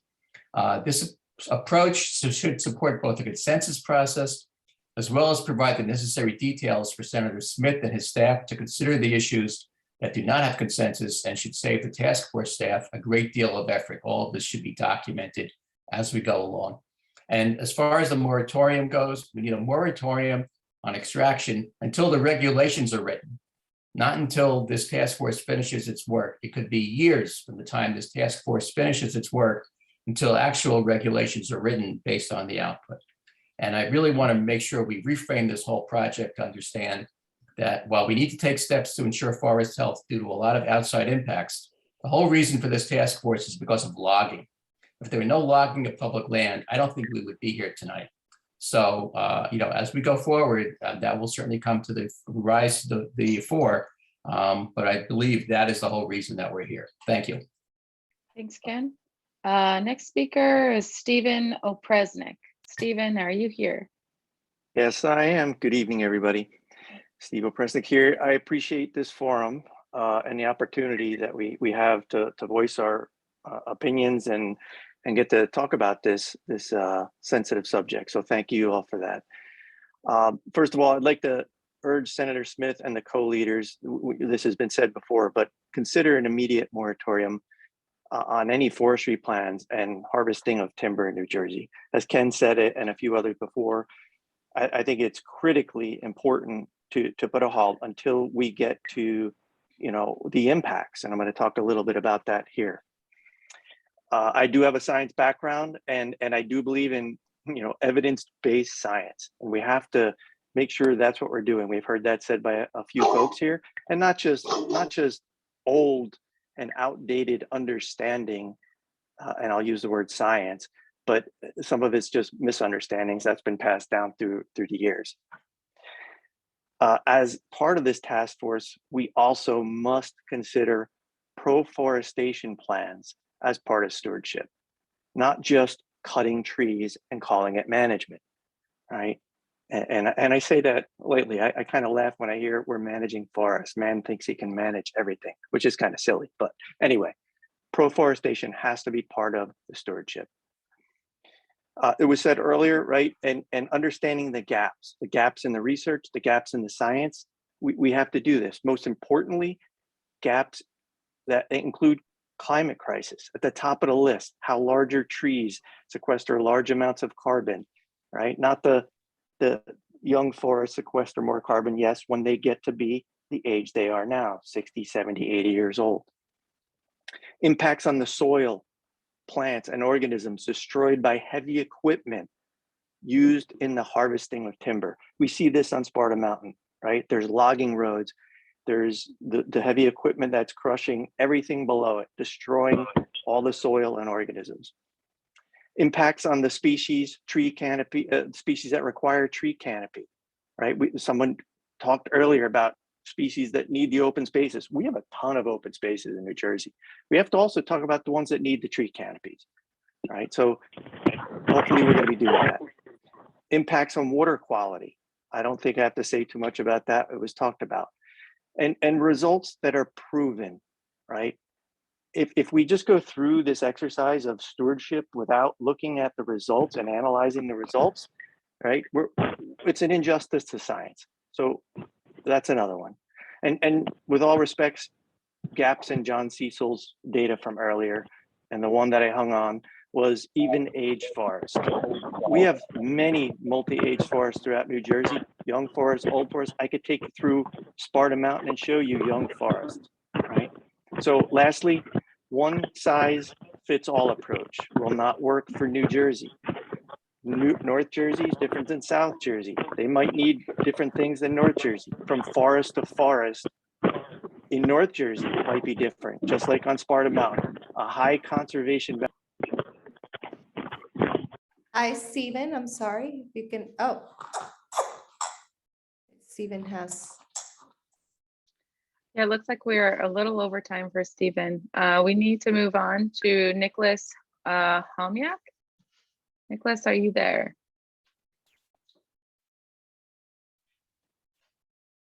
How about Matt? Yes. Polsky? Hello? Stephen. Hi, Stephen. Hello? This is Yes, we Nicholas. hear you. How are you? Can you hear me? Yes, we can hear you. All right. Forests manage themselves from a phenomena that should be well known right now if we were in a paradigm of proforestation, and it's called self-organization. When one thinks about the disaster that happened on Sparta Mountain under the guise of creating habitat for a yellow-winged golden wobbler and heavy equipment, and anyone who sees what's going on up there. And that's the main reason people are mentioning a moratorium, because that's ongoing.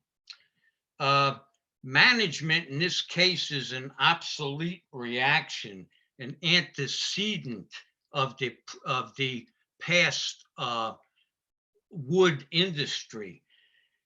So the term management in this sense is being improperly used, and certainly with not within the paradigm of ecological science or new discoveries or forgotten aspects of forestry and how nature actually works. Management is unnecessary as the forest manages itself. If any human management requiring legislation, the task would be eradication or curtailment of invasive species in special environments, and increase law enforcement and diligence in hiring more conservation officers to protect and monitor the remaining resources from abuse by inappropriate uses such as ATV, consumption, trash, recreation, and vandalism. I'll leave it at that.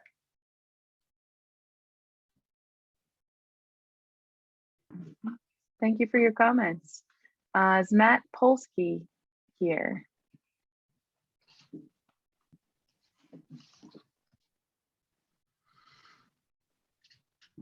Matt Polsky. How about Sylvia Sloan? Matt is here. Matt, can you try to mute yourself again? We saw you unmuting. There you go. Okay. Okay. All right. This will be different. I appreciate the immensity of what you guys are trying to do.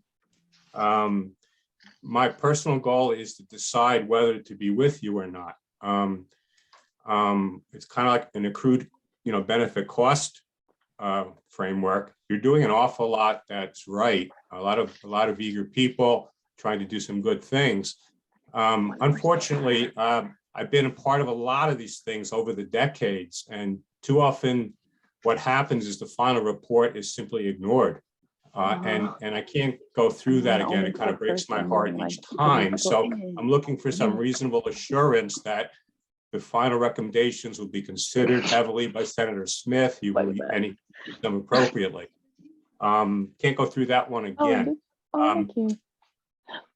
I guess my time is running up. The other thing is I liked a little bit more assurance that this group will be open to new ideas. Over the years, even recently, I have not found New Jersey to be overly friendly to new approaches to things. When I was at DEP over 25 years ago, I was one of the people who co-started their efforts on climate change. So it's great to see that now more and more of the agency is embracing it, but it took way too long. To this day, I write articles on green jobs, which by the way hasn't come up today at all, and climate change, things that while we're doing some good, very good things in those areas, we're still missing many possibilities. That's so unnecessary. So what I'm looking for is some assurance that the moderators, who I think are doing a fantastic job in kicking this off, will stay open to innovation, because I don't think we're going to be successful at the end of the day until we build that kind of thinking and that kind of culture into solving this and many, many other problems in New Jersey. Thank you. Okay, thank you. And then I think we have Sylvia Sloan. Yes, hello. Thank you. This has been a great opportunity for the public as well as all of everyone that's attended, and I really appreciate it. So thank you to Senator Smith and the task force. Just in case you folks don't know who I am, but I am Sylvia Sloan. I'm the Executive Director of New Jersey Forest Watch. And for the last 6 years, our group has been documenting the irreparable and egregious ecological disturbances that have occurred on a high conservation value forest in the highlands region of the state on Sparta Mountain. This includes, and not limited to, major soil disturbances, soil compaction, soil inversion, severe rutting. It was mentioned previously, the species that require intact canopy, like the state endangered red-shouldered hawks. Habitat has been negatively impacted through logging practices under the guise of creating habitat, as well as to create old growth characteristics. So since our group has seen this negative ecological impact, this task force really is important, because public lands need to be held to much higher standards. And this task force needs to learn from the mistakes and not repeat them. It is our hope that the following principles are implemented when really looking and implementing, if you will, public lands management. And the first is that public lands should be held, as I mentioned, to the highest standard.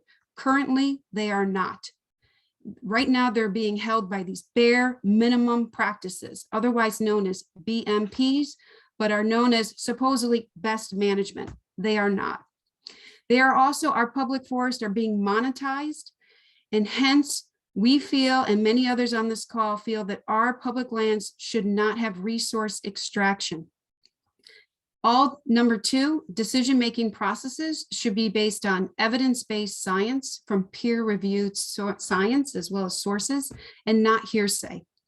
Number three principle is that proforestation, you've heard this several times today, should be one of our guiding principles. Number four should be that since this task force is charged to create policy on public lands, that no further extractive activities should take place in the state until a new law is passed. And this leads me to number five. Right now, there has been no honest accounting of any type of environmental impact assessments. Additionally, we need to look at the climate impacts of what the state's action has been. So I encourage this group to look at climate impacts analysis and how they need to be completed prior to any project starting. We need to really consider this if we're going to truly reduce greenhouse gas emissions. Lastly, I encourage all of you that we have some sort of legitimate administrative review process that includes PhD forest ecologists, not the timber industry professionals, and not in some cases, wildlife professionals. I'm talking PhD forest ecologists who study forest ecological systems, and include the public, because it was mentioned, these are our public lands and we need to hold them to higher standards. We as a public need to have a way to weigh in when bad practices have happened. I thank you. This is a very important issue. And I also leave you with the fact that New Jersey's public forests were paid for in many cases by our citizens. And so they do deserve to be held to the highest standard. Thank you. Thanks, Sylvia.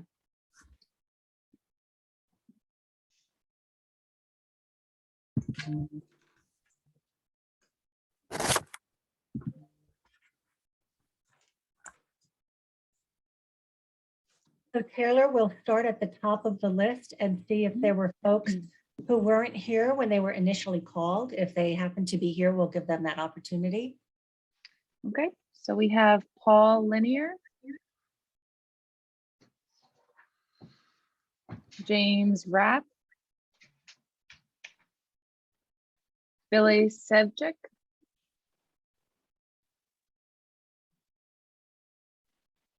Jessica Miller, Matt Olson,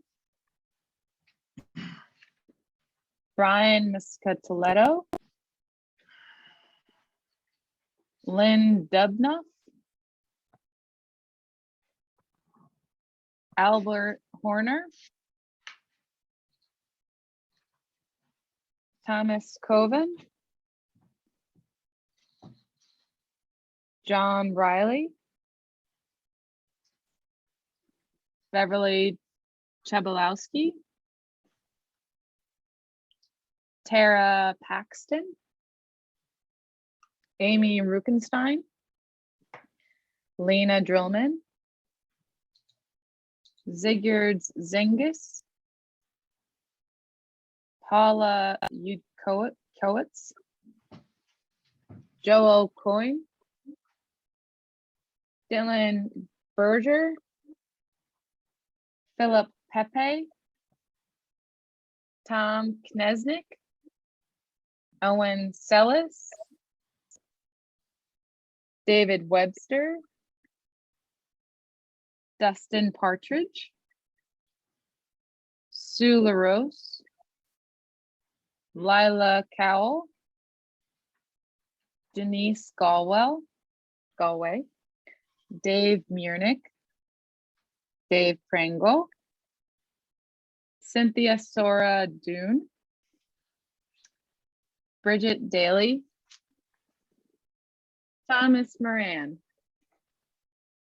Stephen Calliser, Douglas Meckel, Ray Nichols, Renee Alessio, Miriam Dune, Mark Dreyfus, Bainey Surrey, Jane Egan, I think Jane might have went, David Podmarsky, Doreen Friga, Christine Hepburn, Ed Wengren,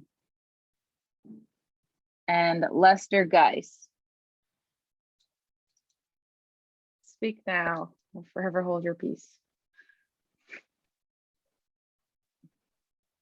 Okay. And Taylor, there were two more people who raised their hands while you were talking. Okay. So You see that? Wendy Major. Wendy, are you here? Yes. Yes, I'm here. Thank you very much. Sure. I just want to say first that I'm incredibly heartened and impressed by the number of people who are willing to devote their time to this endeavor. And it gives me great hope for its success. I know Senator Smith was only to be able to be with us for a short time, but I thought he gave us a lot of guidance when he said, our planet is in serious, serious trouble, and referred to the problem of climate change. We've heard about a lot of different interests in forests and potential uses of forest in the comments people have made.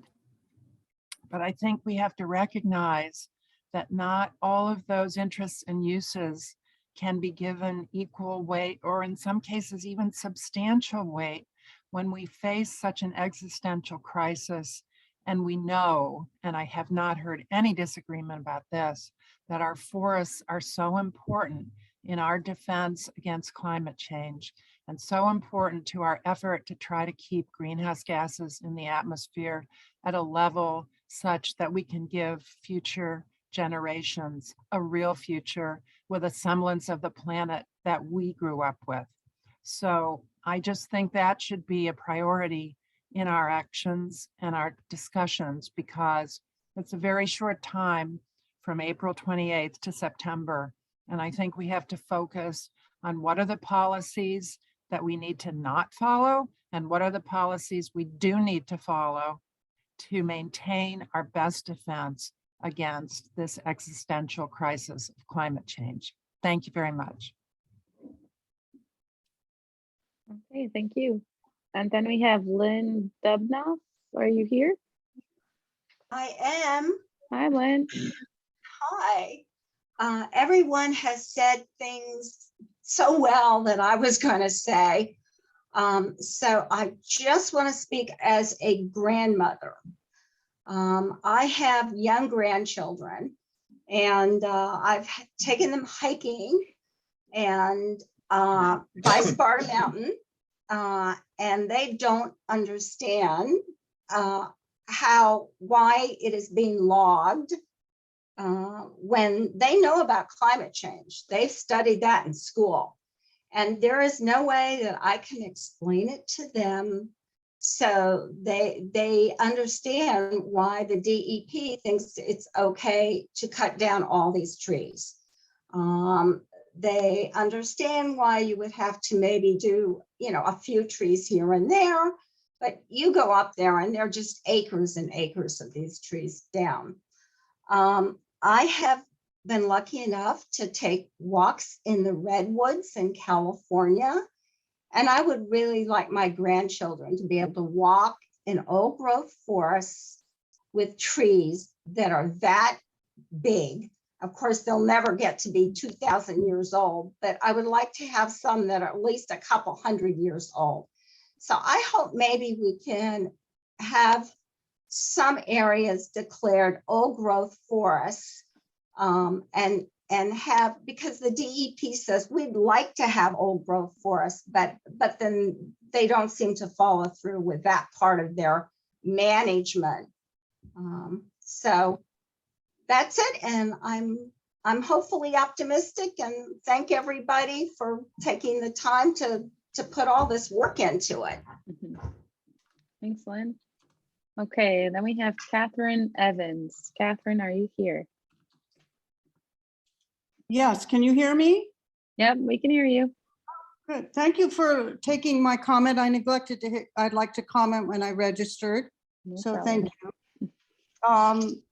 So much has already been said, so I don't want to be redundant, but I just think that I really wish we'd started this about 6 years ago. I think that to date, a lot has been overlooked or just outright ignored. Species have been ignored.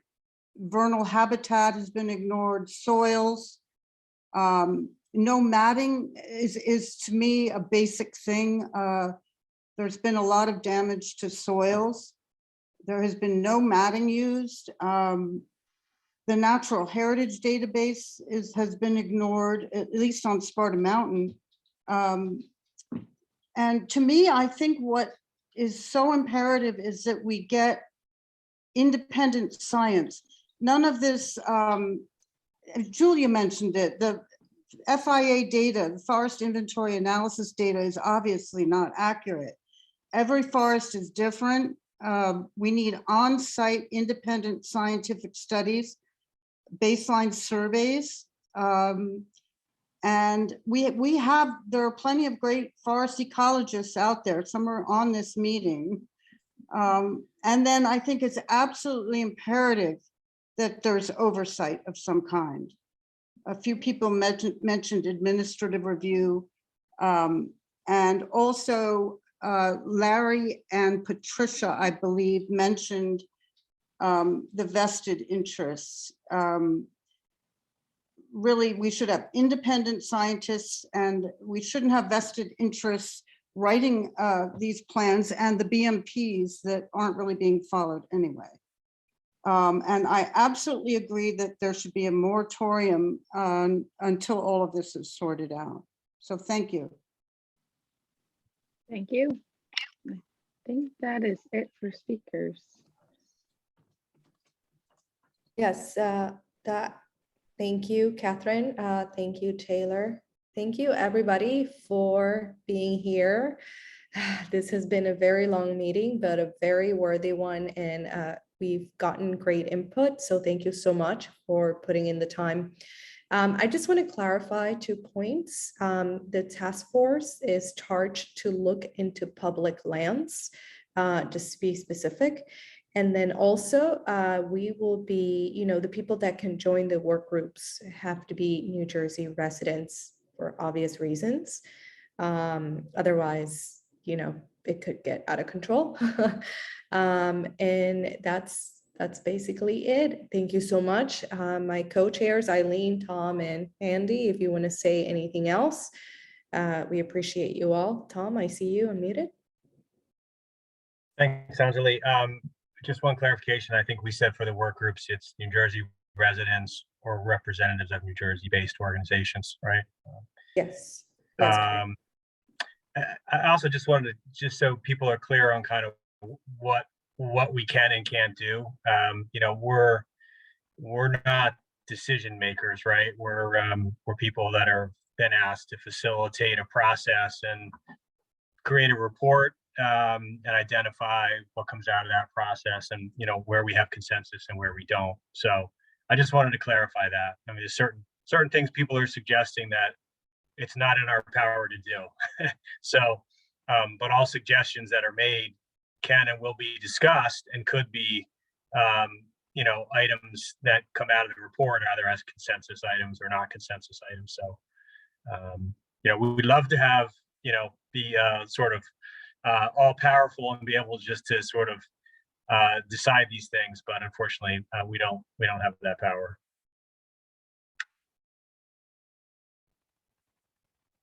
Yeah, I'll just add, we have really thoughtful questions coming into the chat. Those are just the ones that I could see. We are going to maintain them from the chat where we can save the chat, and both work groups will have access to them. But to reiterate what Tom said, we are limited in what we can do here. It's a consensus, non-consensus report. We're not making decisions for the state of New Jersey. And also just, I love it that one person said the task force staff. There is no task force staff. We are volunteers, but just us. Okay, Andy, any point? And I'm not much help. So there you go. Hey, congrats on finishing, beating my midnight goal, guys. I really, really appreciate that. And I think we all do. So thank you. Yeah. And look for our email. There will be an email coming. It will describe those 2 work groups again. And there'll be a link for you to pick your work group. We anticipate that email will come out in the next few days. So be on the lookout. And if you know of folks who could not make the meeting today, but they want to participate, let them know they can. Through that email that's coming, as long as they're on the listserv. And with that, I think we can conclude the meeting. Other than just to say thank you all for spending almost 4 hours and for being so thoughtful. I think everyone did what Mark Lobauer suggested, is everyone was civil, but also let us clearly know, what your views are, and we're passionate, and let's keep that spirit going as we go forward. All right.